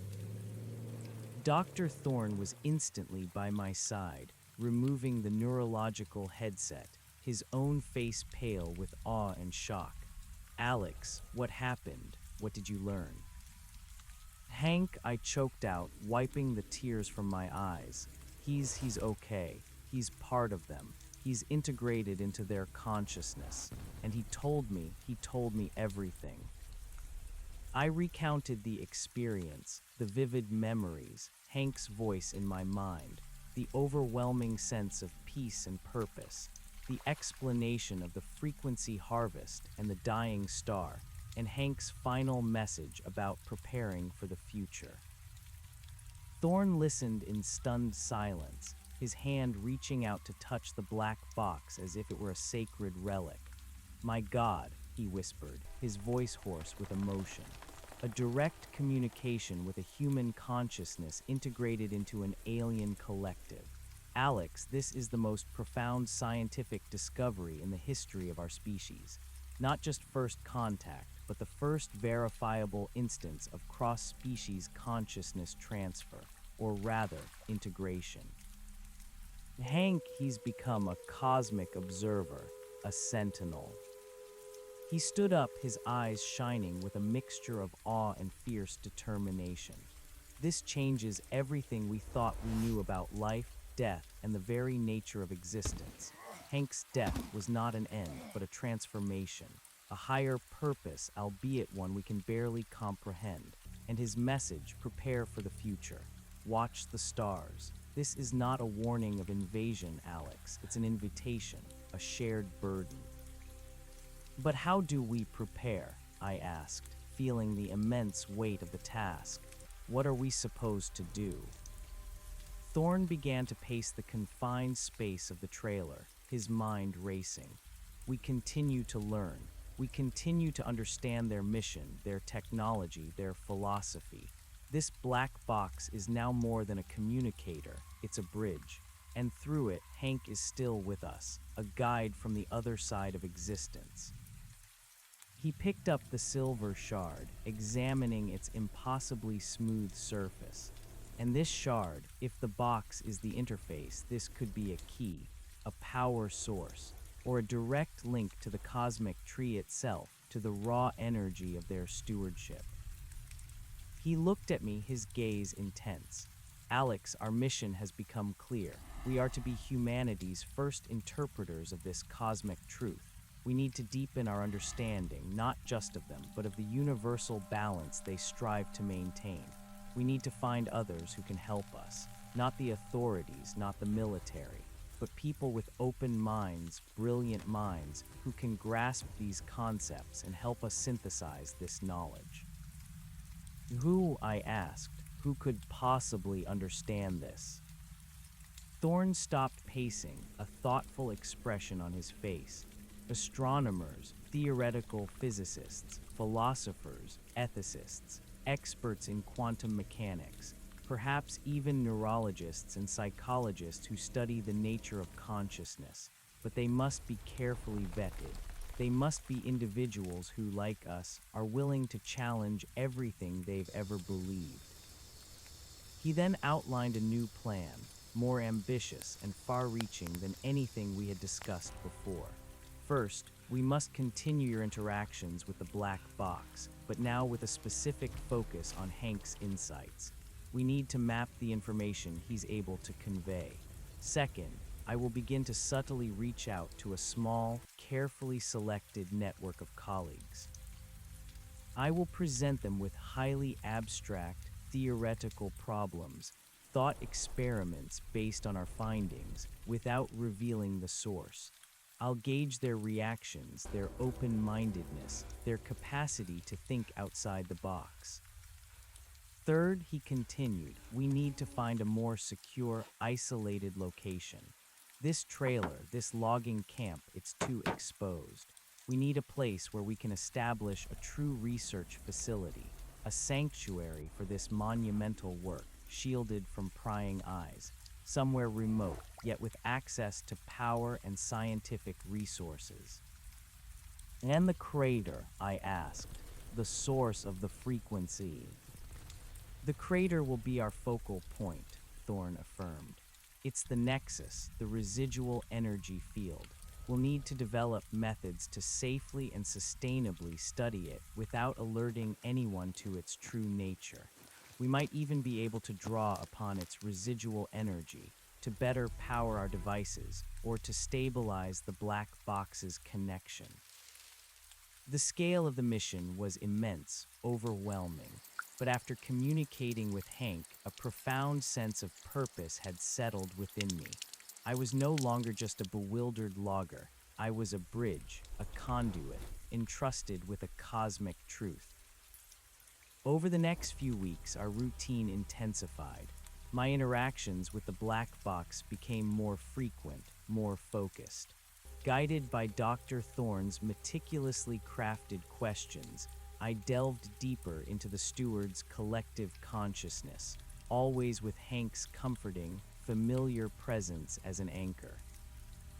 Hank, or his integrated essence, explained more about the core. It was not a physical object, but a multidimensional energetic nexus that permeated the entire universe, a kind of cosmic heartbeat. The distant node was a star system on the brink of collapse, its planets losing their atmospheric stability, their nascent civilization facing extinction.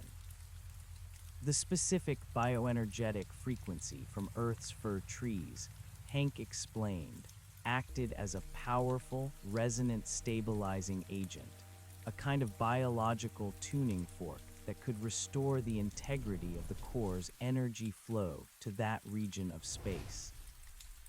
I learned that the luminous stewards had visited Earth many times over millennia, each time performing subtle frequency harvests when a critical universal imbalance occurred. They had even subtly guided the evolution of certain species, including early humanity, leaving behind cryptic myths and symbols that hinted at their presence and purpose. The cosmic tree, I learned, was not a literal tree, but a symbolic representation of the entire interconnected web of universal life, constantly growing, adapting, and being maintained by the stewards.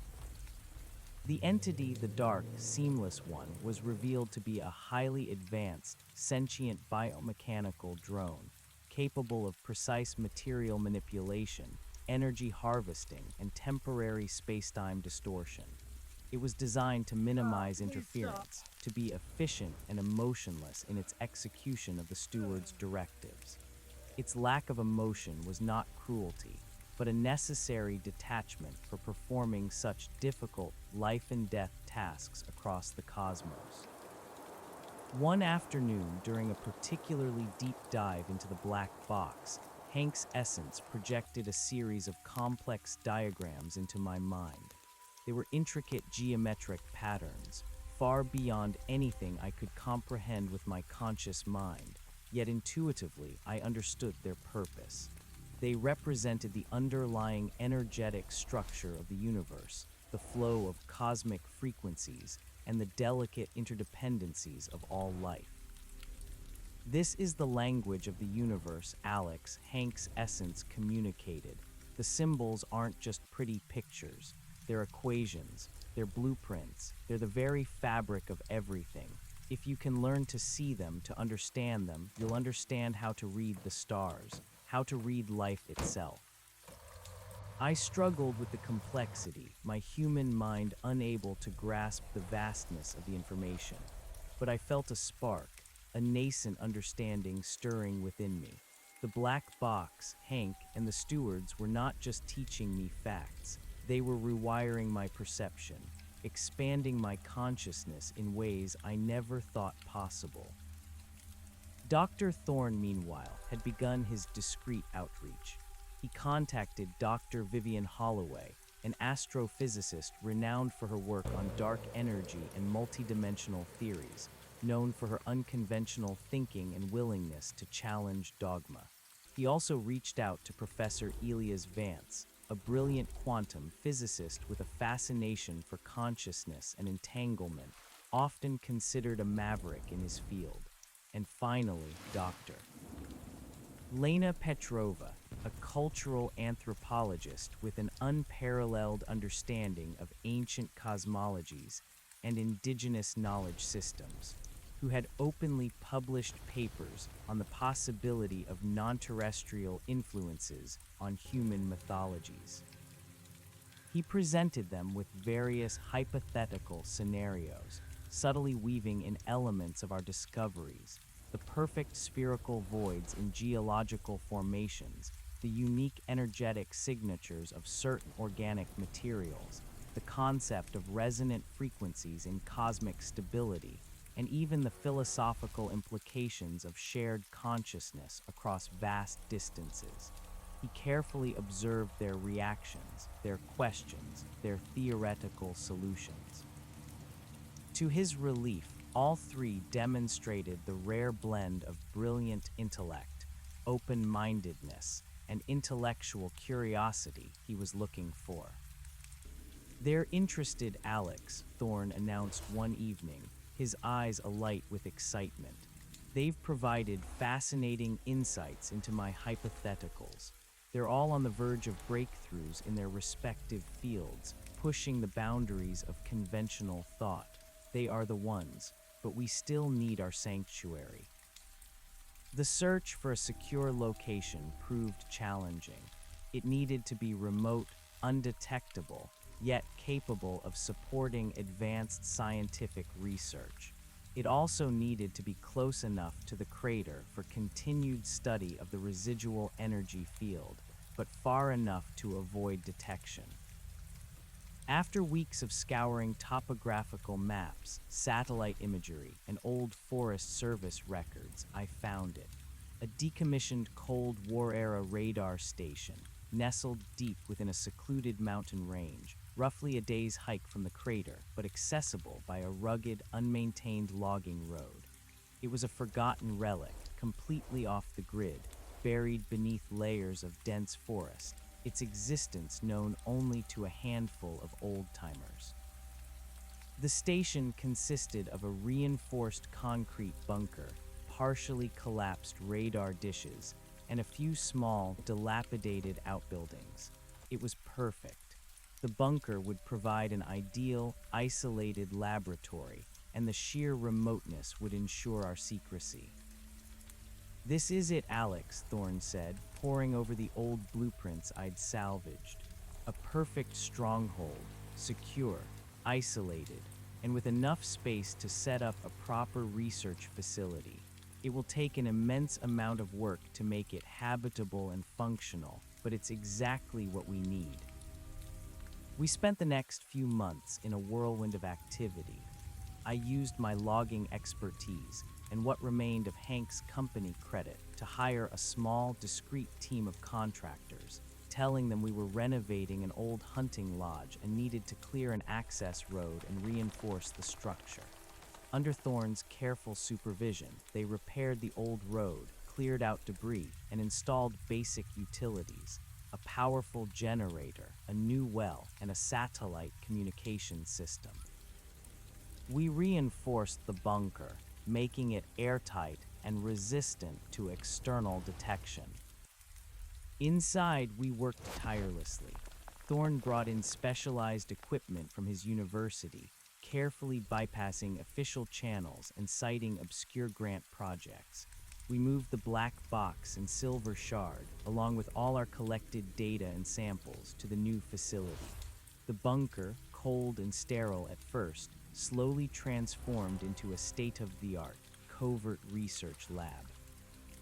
The silence of the bunker, broken only by the hum of machinery and our hushed conversations, became our new reality. Here, deep beneath the earth, we felt safer, more capable of unraveling the cosmic mysteries. One evening, after the contractors had left for the week and we were alone in the bunker, Thorn initiated a new interaction with the black box. This time, he decided to join me, placing his hands on the box alongside mine. "I want to experience it directly, Alex," he said, his voice firm. "To feel the connection, the sorrow, the vastness, to better understand what you're experiencing." I hesitated, recalling the overwhelming nature of the first full probe. "It can be intense, Dr. Thorne, overwhelming." "I'm ready," he said, his eyes filled with resolve. "For science, for understanding." We placed our hands on the black box. The familiar hum began, stronger now with two minds connected.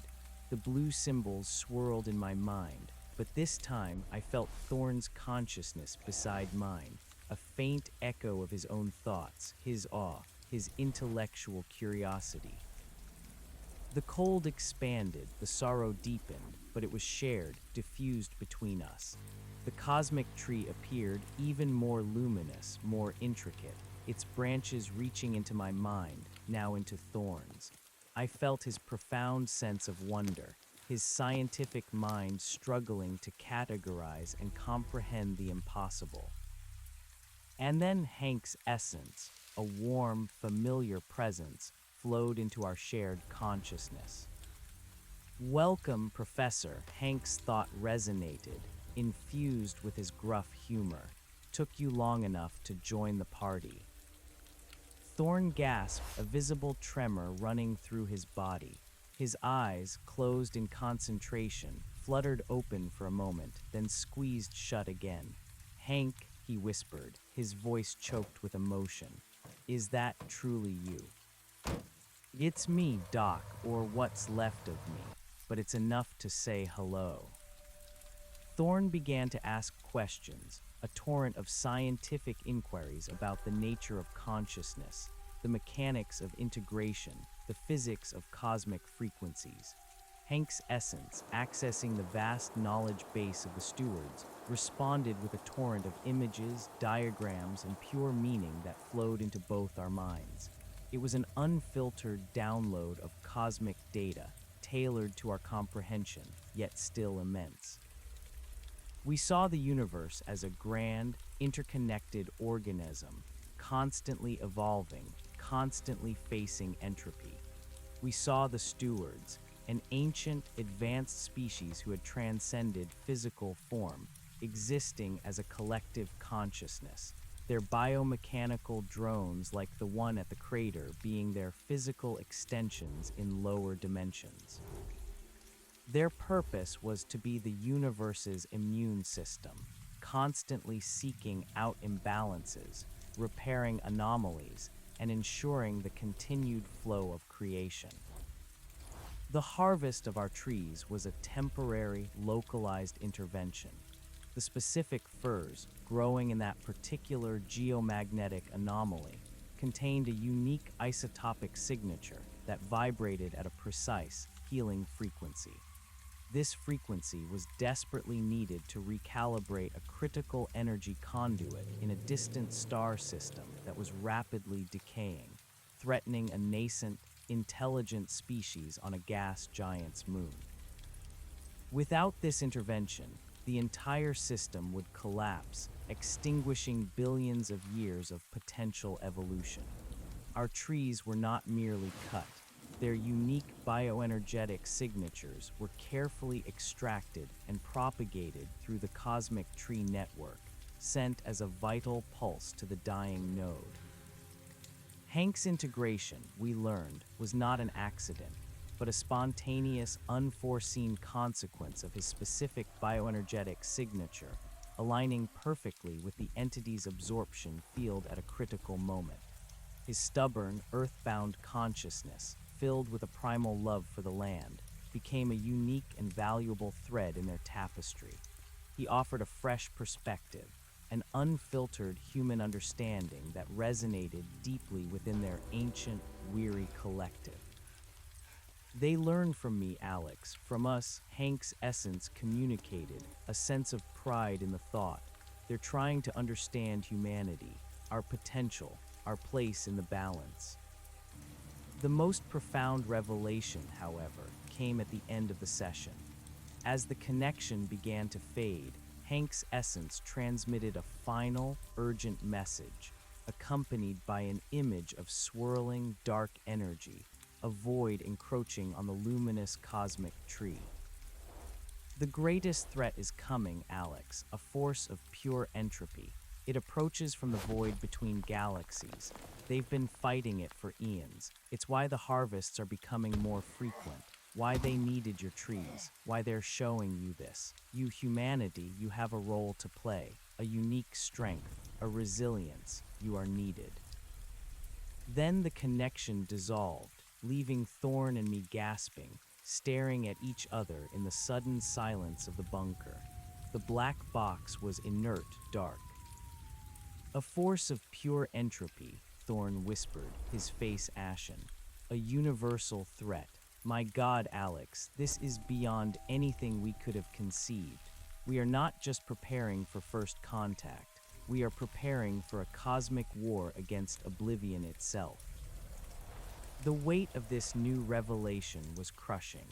Humanity, a small young species, thrust into the role of cosmic defenders against an unimaginable foe. What is this force of pure entropy? I asked, my voice barely audible. What does it want? Thorn shook his head, his eyes wide with a mixture of terror and intellectual thrill. I don't know, Alex, but if it threatens the entire universal balance, if it's the very opposite of what the stewards represent, then it's a threat to all life everywhere. And Hank said we have a role to play, a unique strength. He looked at me, a profound sense of gravity in his eyes. Alex, this bunker is no longer just a research facility. It's a command center, a sanctuary for humanity's future. We need to accelerate our work. We need to bring in the others, now. The next few days were a frenzy of final preparations. Thorne sent out encrypted invitations to doctors, Holloway, Vance, and Petrova, asking them to join him for a groundbreaking interdisciplinary research project at a highly secure, undisclosed location. He emphasized the absolute secrecy and the potentially paradigm-shifting nature of the work. To our relief, despite the cryptic nature of the invitation, their intellectual curiosity outweighed any skepticism or fear.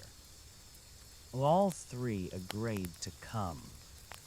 I oversaw the final touches on the bunker, installing advanced security systems, stocking up on provisions, and ensuring our communication lines were secure and untraceable.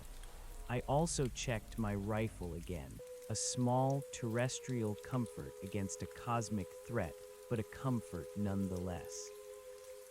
Gus, now accustomed to the strange hums and the quiet intensity of the bunker, seemed to have accepted his role as our furry sentinel, occasionally letting out a soft growl when an unknown sound echoed from the dark tunnels.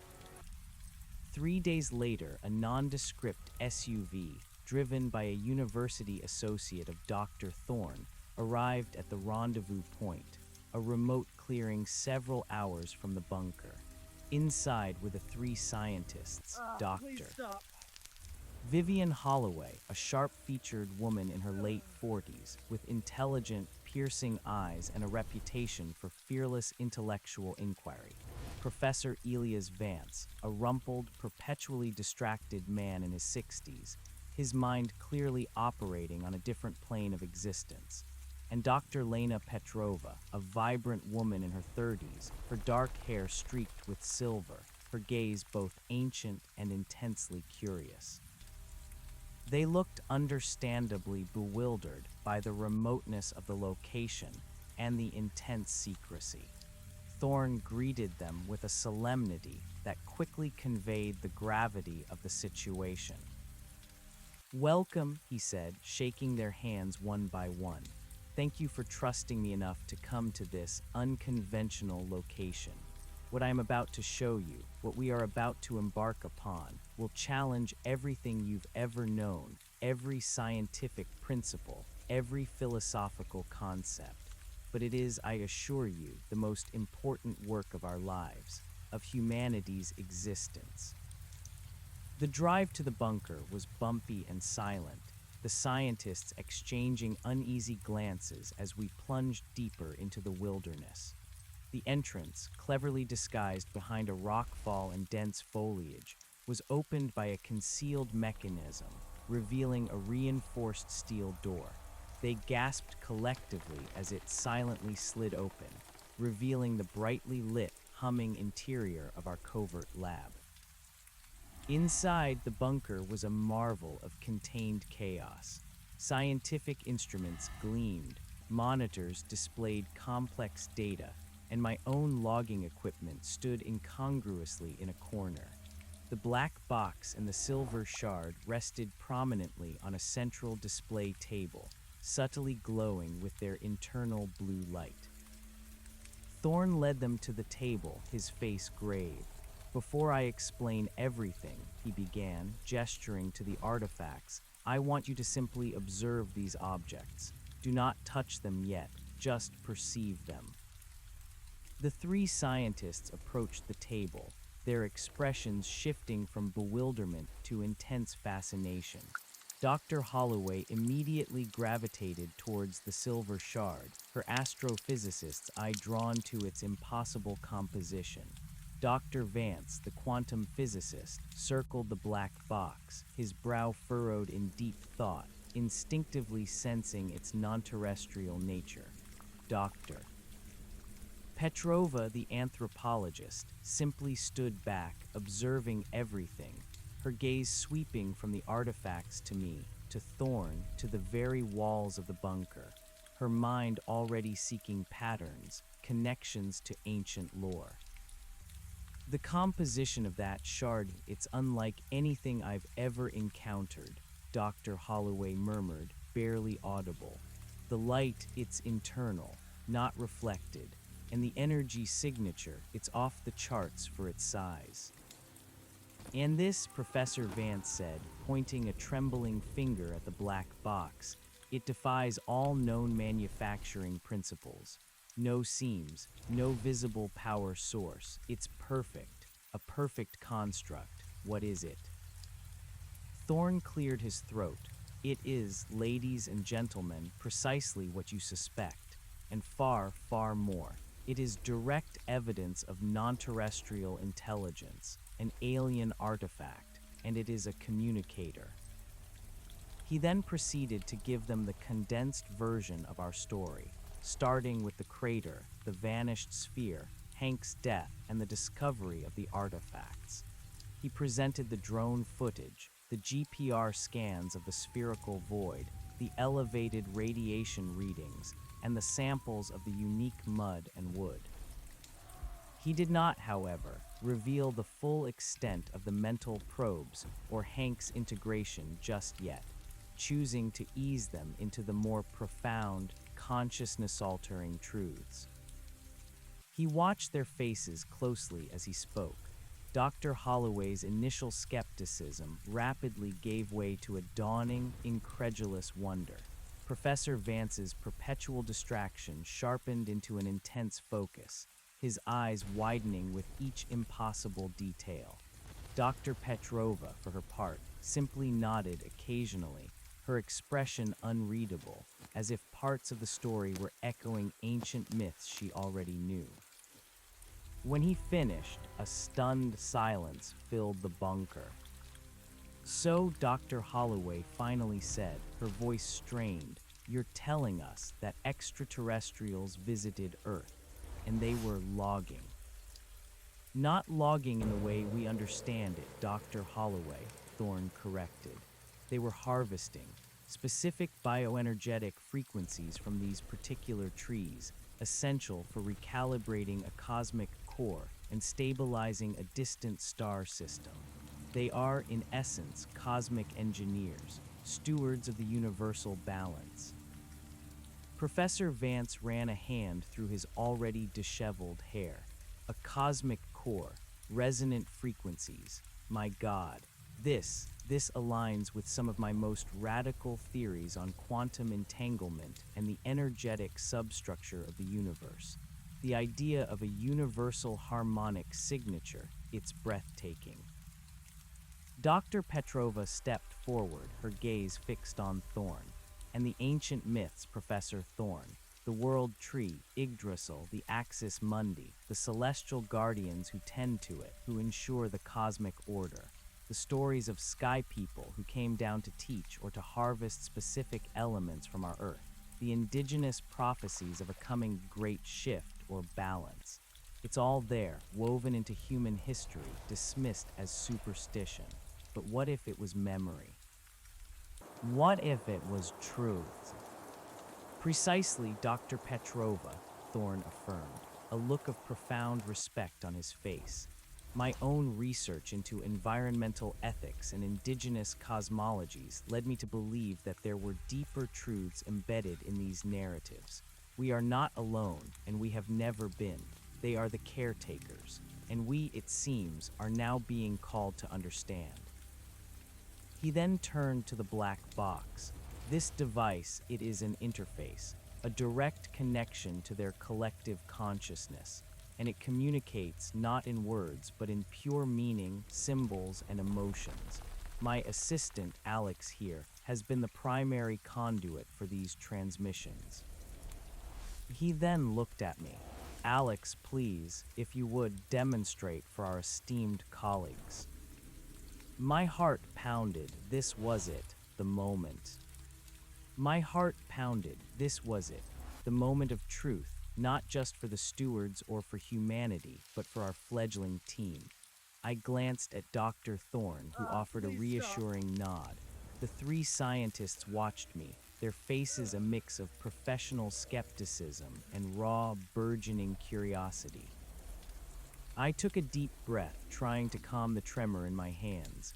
The black box pulsed with a faint, internal blue light, as if anticipating my touch. I reached out, placing my palms flat against its cool, seamless surface.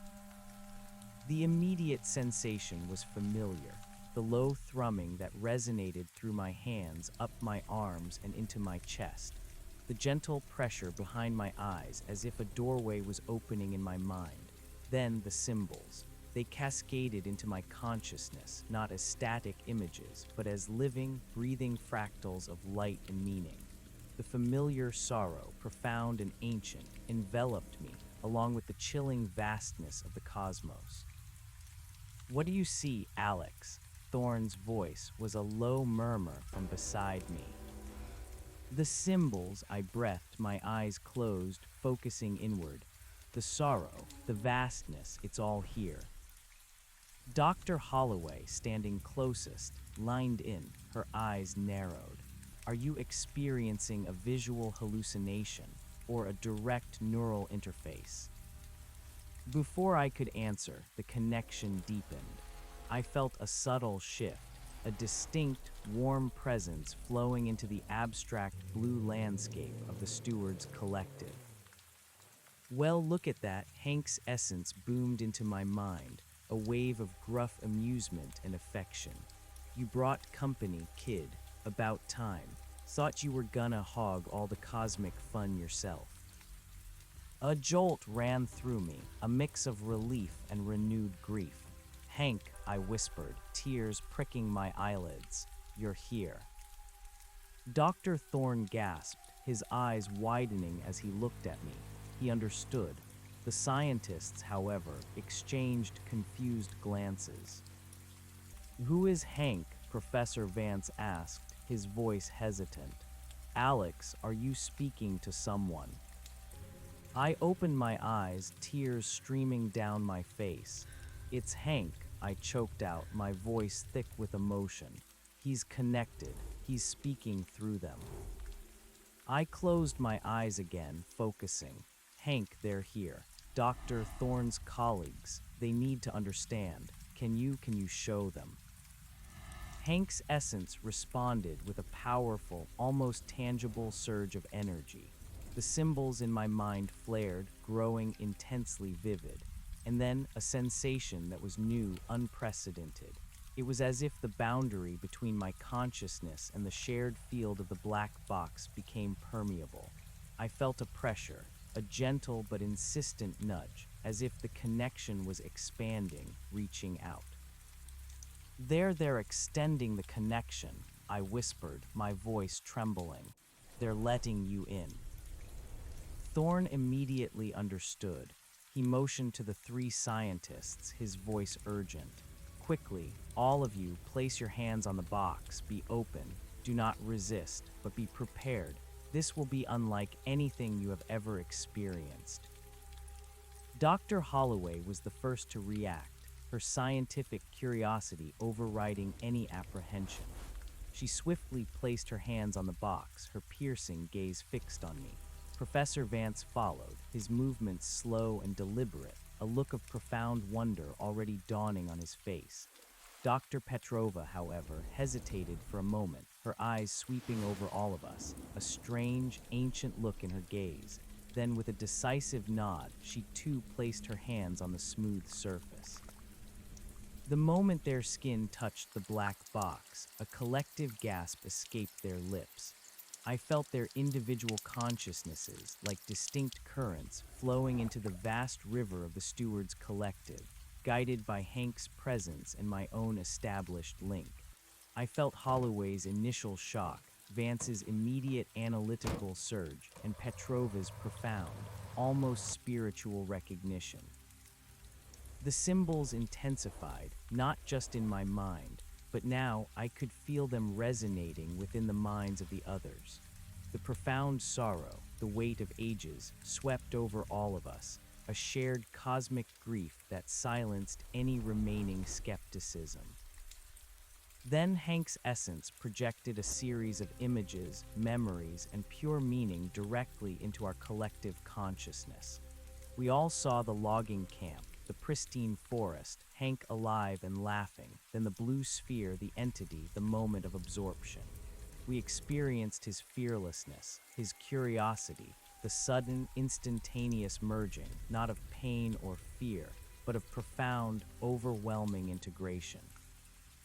"See, told ya, kids," Hank's thought resonated, a shared mental voice now, imbued with his unique personality but filtered through the vast wisdom of the stewards.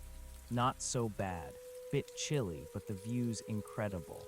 Billions of years of history, right there in your head." Dr. Holloway stumbled back slightly, her hands still on the box, her eyes wide with shock and awe. "My God," she breathed, her voice barely a whisper. "This is a human consciousness, integrated. He's everywhere." Professor Vance was shaking, his face pale, but a look of sheer intellectual ecstasy on his features. The fundamental frequency, the quantum entanglement of consciousness itself. This is the grand unified theory in action. This is the nature of being. Dr. Petrova stood utterly still, tears silently tracking down her face. "The ancestors knew," she murmured, her voice filled with ancient reverence. "The spirit of the land, the collective memory, the merging of souls. It was never just a myth, it was always truth." Then Hank's essence projected the deeper truths we had previously uncovered. We saw the universe as a grand, interconnected organism. We saw the luminous stewards, their forms shifting like sentient nebulae, maintaining the cosmic tree, the symbolic representation of all universal life. We understood their tireless fight against entropy, the ceaseless effort to reseed, recalibrate, and repair the universe. The harvest of our fir trees was revealed again, not as an act of destruction, but as a precise, critical intervention. We felt the desperation of the dying star system, the fragile, nascent civilization on a distant moon, their existence hanging by a thread. We understood how Earth's unique bioenergetic frequency, a pure resonant note, was channeled through the cosmic tree network, a vital pulse to re-energize and stabilize that distant node, giving new life, new hope. They're not evil, Alex. Hank's familiar presence communicated, now directly to all of us. They're the universe's doctors, and sometimes doctors gotta do hard things to save the patient. Then came the final, urgent message, accompanied by the chilling image of the swirling, dark energy, the encroaching void. The greatest threat, pure entropy, the void, it's coming. They've been fighting it for eons. It's why the harvests are becoming more frequent, why they needed your trees, why they're showing you this. Humanity, you have a role to play, a unique strength, a resilience. You are needed. The connection began to recede, gently like a tide going out. The symbols dimmed, Hank's presence became fainter, and the overwhelming sorrow began to lift. Finally, with a soft, final thrum, the black box went dark. We stood there, hands still on the box, breathing heavily, our minds reeling. The bunker, usually so silent, seemed to hum with the echoes of cosmic truth. Thorn was the first to break the silence, his voice hoarse with emotion. You experienced it, the truth.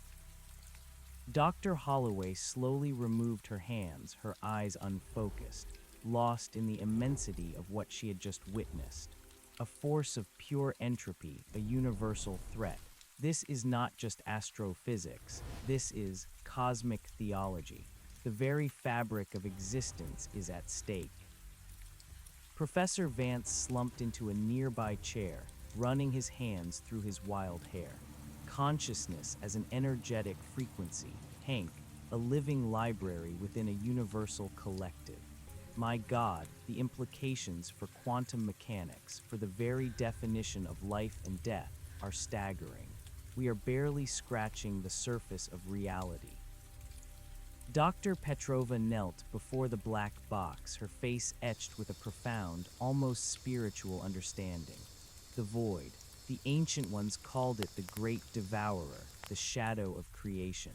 It appears in every culture's mythology, a primal fear of the unmaking, but it was always understood as a force that could be fought, that could be balanced. She looked up, her eyes bright with a fierce determination.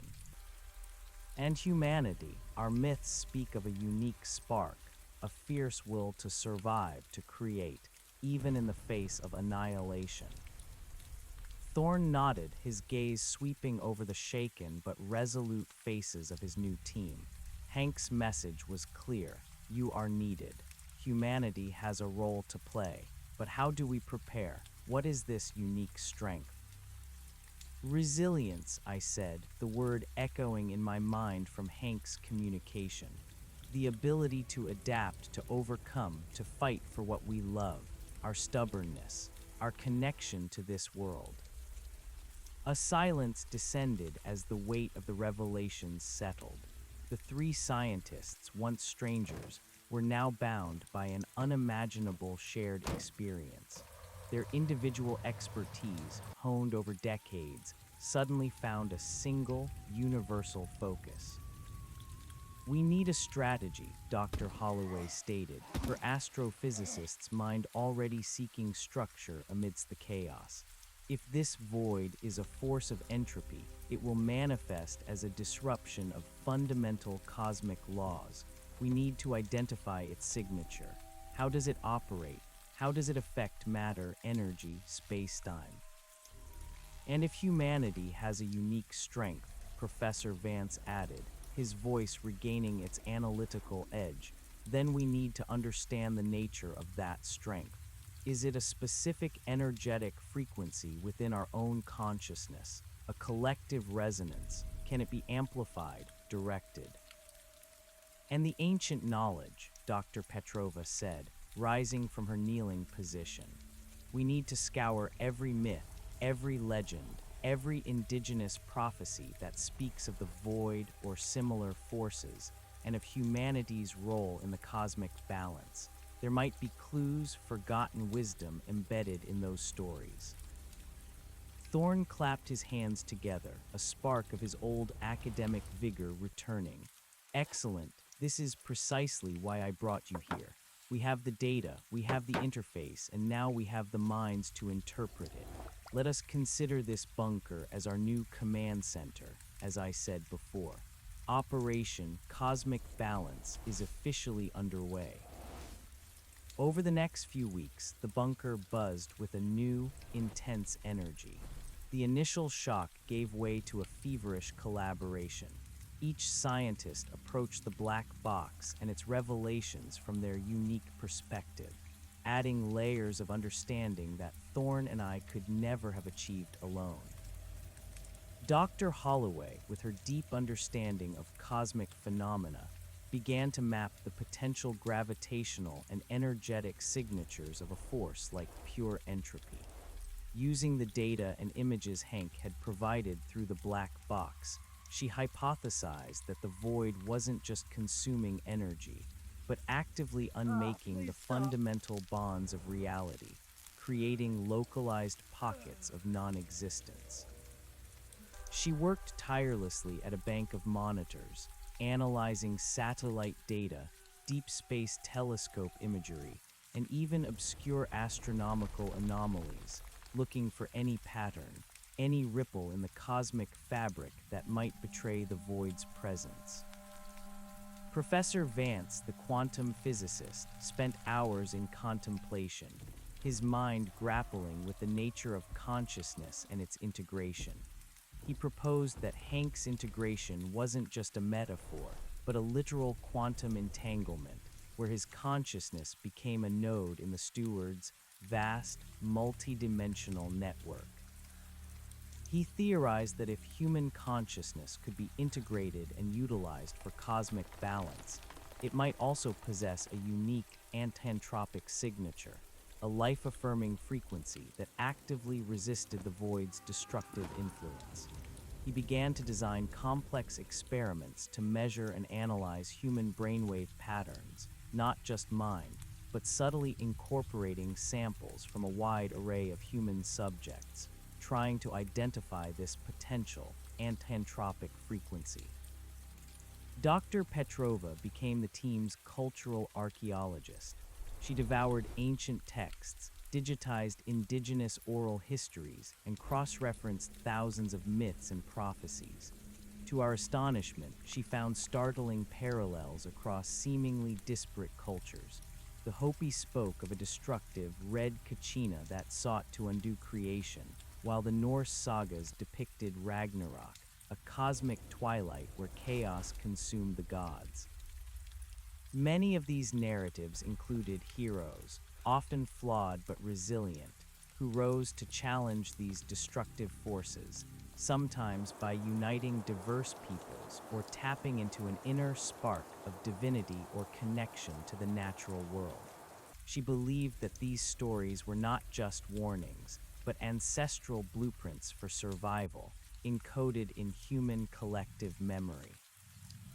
My role alongside Thorne remained as the primary conduit for the black box. Now, with the scientific inquiries of the team, my interactions became even more focused and precise. I posed their questions to Hank's essence, seeking deeper clarifications about the void, humanity's role, and the steward's ancient war. Hank's essence, tapping into the collective wisdom of the stewards, continued to reveal more. The void, he explained, was not a sentient being, but a fundamental cosmic anomaly, an ultimate expression of entropy. It was a region of reality where the laws of physics began to unravel, where matter itself ceased to exist in any stable form. It was a cancer spreading through the universe, slowly but inexorably converting ordered reality into absolute chaos. The stewards didn't fight it with weapons in the human sense, but with energetic recalibrations, by reinforcing the very fabric of spacetime, by seeding new life, new ordered energy, to push back against its dissolution. Humanity's unique strength, Hank reiterated, was indeed our resilience, our capacity for rapid innovation, and most critically, our unique emotional spectrum. While the stewards were a collective consciousness of pure logic and balance, devoid of individual emotional attachment, humanity possessed a vibrant, volatile, and immensely powerful range of emotions: love, hope, courage, even anger. These emotions, when harnessed and directed, generated specific, complex energetic frequencies that had a profound, life-affirming effect on the universal fabric. They were a raw, untamed energy source, a chaotic counterpoint to the void's ordered chaos, capable of creating unpredictable pockets of stability and growth. "You guys, you're like a wild card," Alex, Hank's essence, communicated during one session, his tone laced with a strange mixture of awe and caution. "They see your potential, but they also see your destructiveness. It's a double-edged sword, that emotional energy. But against the void, it might be the only thing that works." The implications were staggering. Our very human flaws, our passions, our prejudices, our capacity for both great love and great hatred, might be our greatest cosmic strength. The stewards, in their logical pursuit of balance, had never developed such a volatile, energetic signature. Thorne, listening intently to my accounts, began to synthesize these findings. So, the void is not just a physical threat, but an existential one. It uncreates. And our emotional energy, our consciousness, provides a counter-frequency. But how do we harness it? How do we focus billions of human emotions without causing self-destruction? "That's the challenge," Dr. Holloway interjected, having overheard Thorne's musings. "A focused beam of hope, or a weaponized wave of collective fear. Both are immensely powerful and dangerous." Professor Vance, having completed his initial brainwave analysis, presented his findings. "I've identified a specific neural pathway, Alex, that seems to light up during your deepest connections with the box. It's a pathway associated with profound empathy and intuitive pattern recognition. When Hank's essence connects, this pathway shows an amplification. It's almost as if your brain is being temporarily rewired to process multidimensional information and emotional resonance." "And the silver shard?" Dr. Petrova asked, always keen on the artifacts. "If the box is the communicator, what is the shard's purpose?" During a subsequent session with the black box, I posed this question. Hank's essence responded with a new, complex series of diagrams. The silver shard, he explained, was not just a power source, but a universal tuning fork. It resonated with the core frequency of the cosmic tree, allowing for precise energetic manipulation and amplification. It could focus and direct the harvested frequencies, and potentially even amplify human emotional energy. It was, in essence, a conductor's baton for the symphony of the universe. We immediately shifted our attention to the shard. Thorne, with Professor Vance's help, began to devise experiments to understand its properties. They found it generated a stable, clean energy signature unlike any known element. When brought close to the black box, the box's internal blue light intensified, and the hum became deeper, more resonant. One day, Vance, using a specialized energy field generator, carefully directed a low-frequency pulse towards the shard. The shard immediately responded, not by absorbing the energy, but by resonating with it. amplifying the frequency and radiating it back with incredible purity.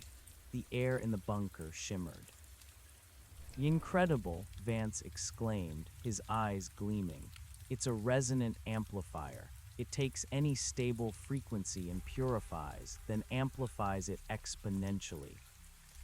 So if we can generate the antantropic human frequency," Dr. Holloway said slowly, her mind racing, "and channel it through the shard, it could become a focused wave of restorative energy, a counterforce. But how to generate that frequency and how to focus it?" "Collective intent," Dr. Petrova offered, her eyes fixed on the shard.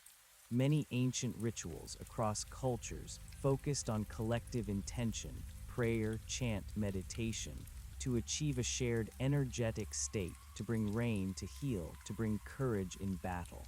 Perhaps it's not about one powerful mind, but many unified ones. The concept was revolutionary. It suggested that a group of humans, united in a specific emotional state, hope, courage, determination, could generate an energetic frequency that the silver shard could then amplify and direct. "But how do we achieve that kind of unity?" I asked, thinking of the endless conflicts and divisions of our world. Humanity is rarely united, even for common good. "That's your challenge, Alex," Hank's essence interjected during my next session with the black box. "The stewards, they are united by their purpose. You guys, you gotta find a way to unite, or you won't stand a chance against the void."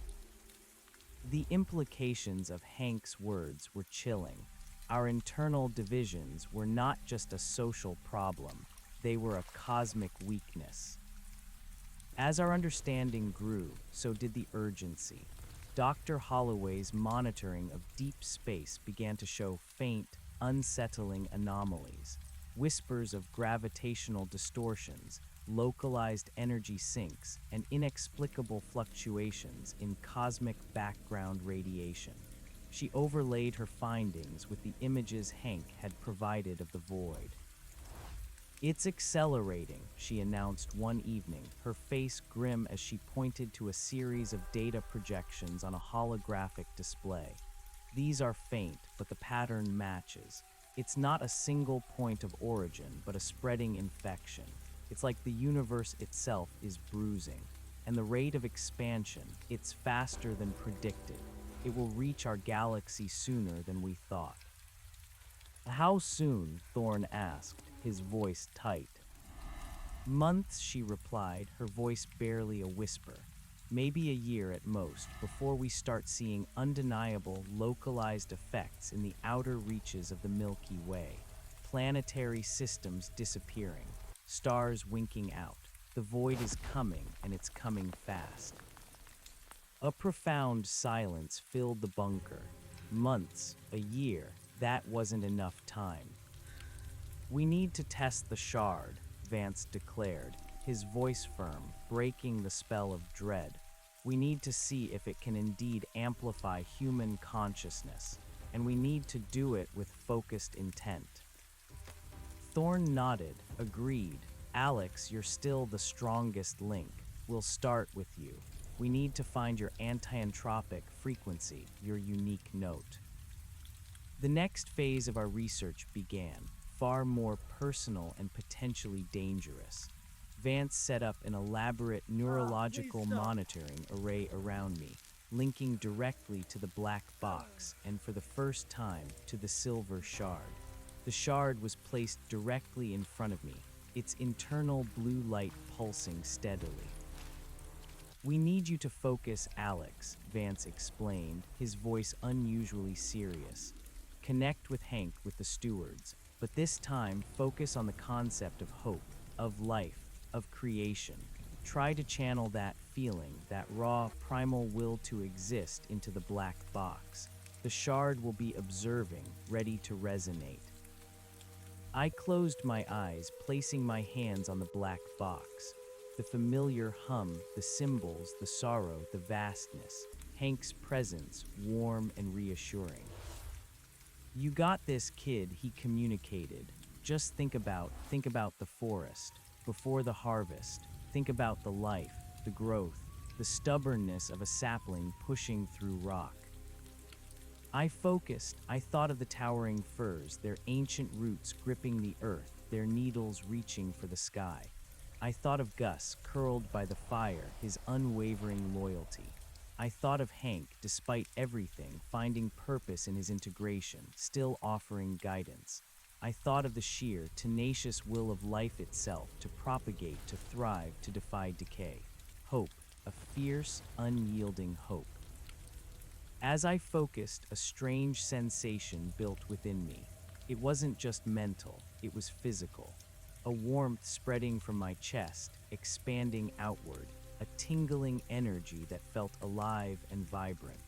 The neurological monitors around me began to spike, displaying complex patterns Vance had never seen before. Then the silver shard reacted. Its internal blue light intensified, pulsing in sync with my heartbeat.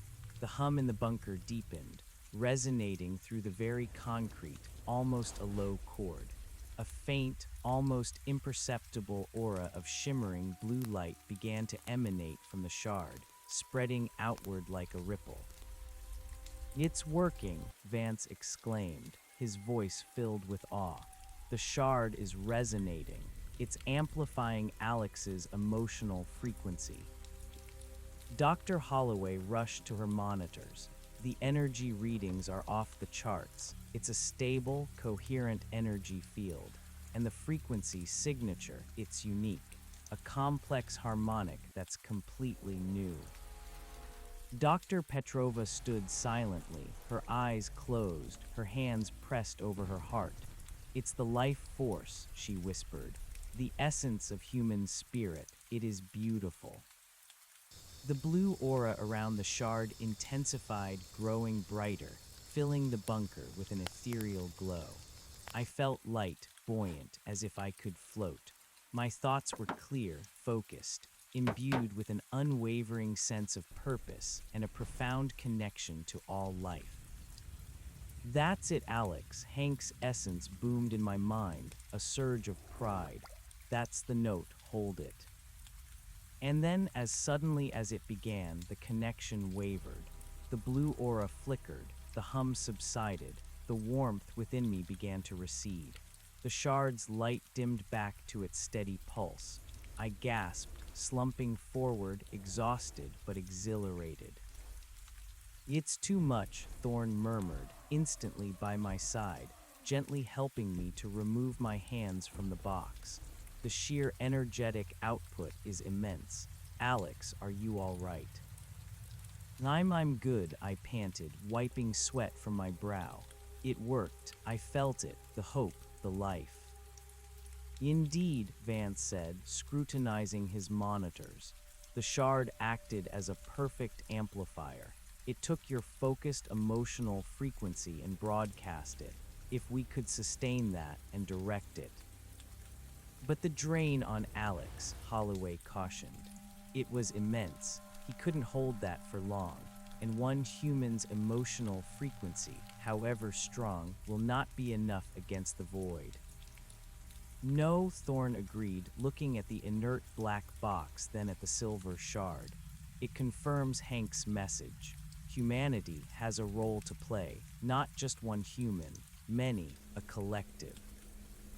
The next phase of our plan became terrifyingly clear. We needed to expand our team, not just with scientists, but with individuals who could learn to harness their own emotional energies, who could collectively focus their intent, and who were willing to join a cosmic battle against oblivion. "We need to find more people," I said, looking at Thorne.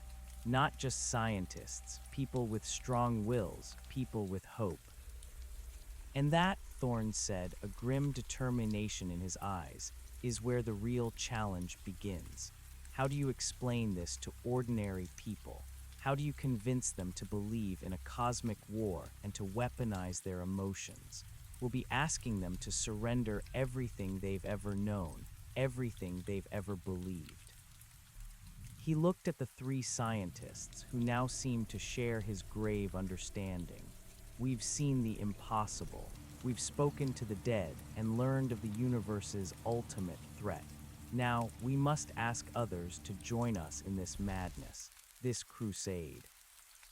But who, Holloway asked, her voice reflecting the immense difficulty of the task. Who would believe us, and who could possibly have the kind of focused emotional energy needed? People who have known profound loss but still choose to hope, Dr. Petrova offered softly. People who have faced adversity and still found strength. People with a deep connection to life, to humanity, to the earth itself. The very qualities Hank embodied. I thought of the loggers, my friends, rough and ready, but with an unspoken connection to the forest. I thought of the quiet resilience of small-town communities. Was it possible that the strength needed wasn't in brilliant intellects alone, but in the unwavering spirit of everyday people? Thorne paced the bunker. We need to expand our network very carefully. We need to identify individuals who possess that unique resilience, that capacity for hope, that fierce will to protect what they love.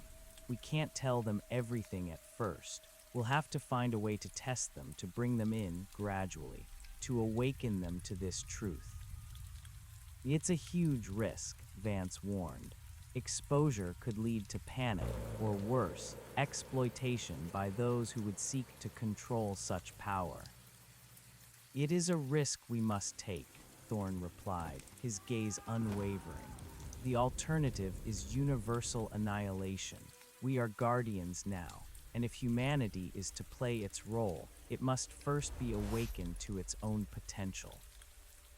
The next few weeks were spent meticulously planning this recruitment. Thorne and Petrova began compiling profiles, using psychological and anthropological insights to identify potential candidates. They focused on individuals known for their integrity, their community involvement, their quiet strength, and their capacity for empathy. They looked for people who, even in the face of despair, had consistently chosen hope. Holloway, meanwhile, continued to monitor the advance of the void, her reports growing increasingly bleak. More distant anomalies, more subtle gravitational shifts. The cosmic clock was ticking. Vance focused on refining the energetic transfer process, developing safer protocols for using the black box and the silver shard, and exploring how to measure and channel collective emotional resonance. He hypothesized that perhaps the strength wasn't just in the intensity of emotion, but in its coherence, how well different individuals' emotional frequencies aligned. My own role remained critical. I continued to interact with the black box, strengthening my connection, seeking further guidance from Hank and the stewards. I learned that the stewards' collective consciousness could, in fact, facilitate the alignment of individual human emotional frequencies, acting as a kind of cosmic tuning fork. This meant that the black box itself could potentially help a diverse group of humans to achieve a coherent emotional state. One evening, as I was alone with the black box, a new series of images flowed into my mind. They were not abstract diagrams, but vivid, almost prophetic visions. I saw a group of humans, diverse in appearance, standing together, their hands outstretched, their faces filled with a unified purpose. In their center, the silver shard glowed with an intensity that rivaled a supernova, radiating a magnificent, complex blue light that surged outward, pushing back against the encroaching darkness of the void. It wasn't a weapon of destruction, but a shield, a wave of pure, living energy that restored, rebuilt, and reaffirmed creation. And then a second image, a massive, ancient spacecraft, unlike anything human, appearing from the void, its hull scarred by eons of battle.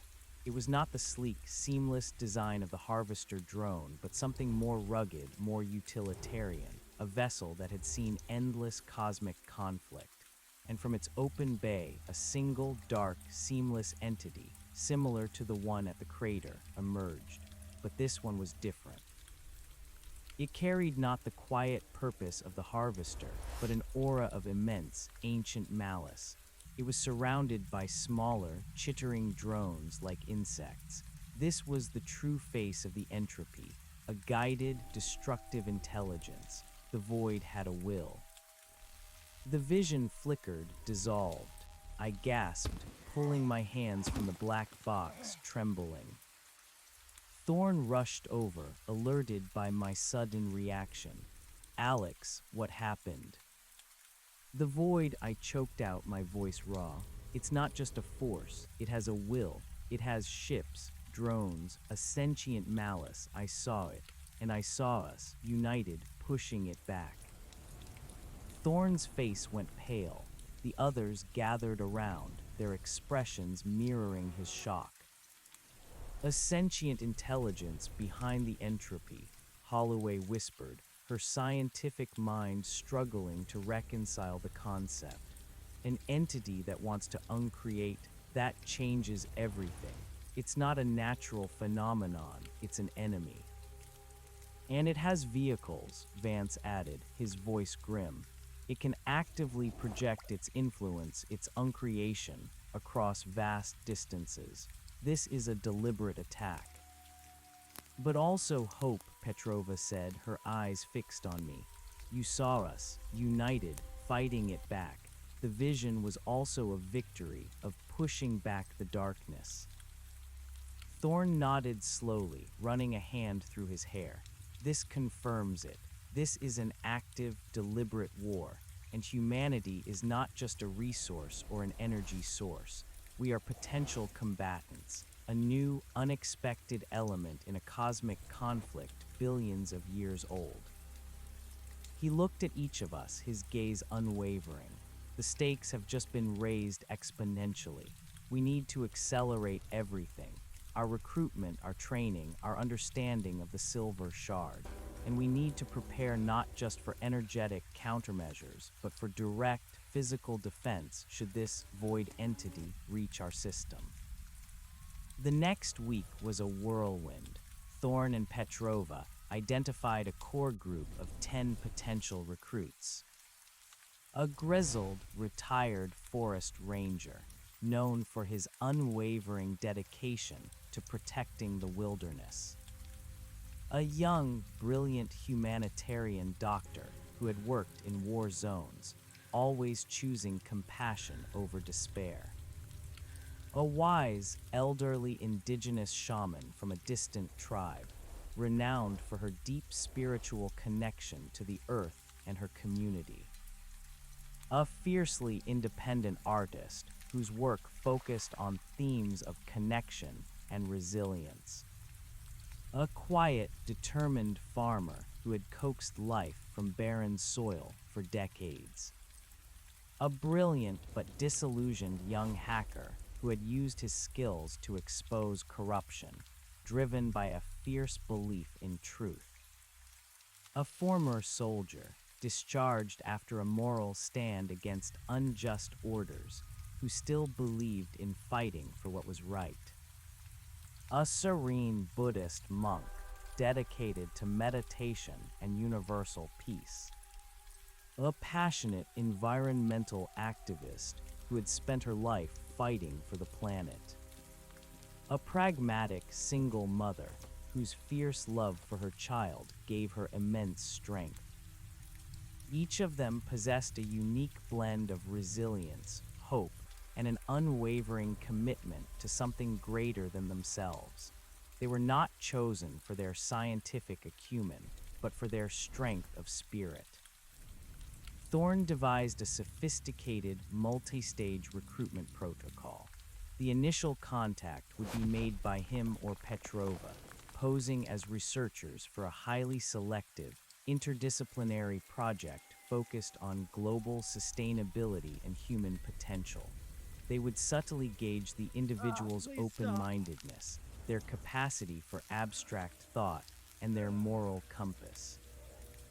Those who passed the initial screening would then be invited to a remote, undisclosed location, the bunker, without revealing its true nature. Here, a series of thought experiments and intensive workshops would be conducted, designed to gradually introduce them to the concepts of universal balance, cosmic energy, and the interconnectedness of all life, all without revealing the alien truth. Only when they demonstrated a sufficient level of understanding, trust, and mental fortitude would the full truth be unveiled, culminating in a controlled introduction to the black box and the silver shard. It was a perilous, ethically complex plan, but it was our only hope. While this was underway, Vance and Holloway focused on developing a more robust energy shielding system for the bunker, anticipating the possibility of a direct attack.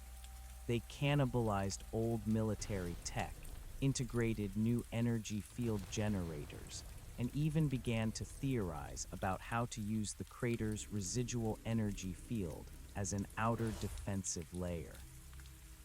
I worked with them, drawing on my practical skills and understanding of the local terrain to enhance the bunker's physical defenses and escape routes. Gus, ever watchful, patrolled the perimeter, his senses keenly attuned to any anomaly. The first recruit to arrive was Elias Thorne's most trusted colleague, Professor Eris Thorne,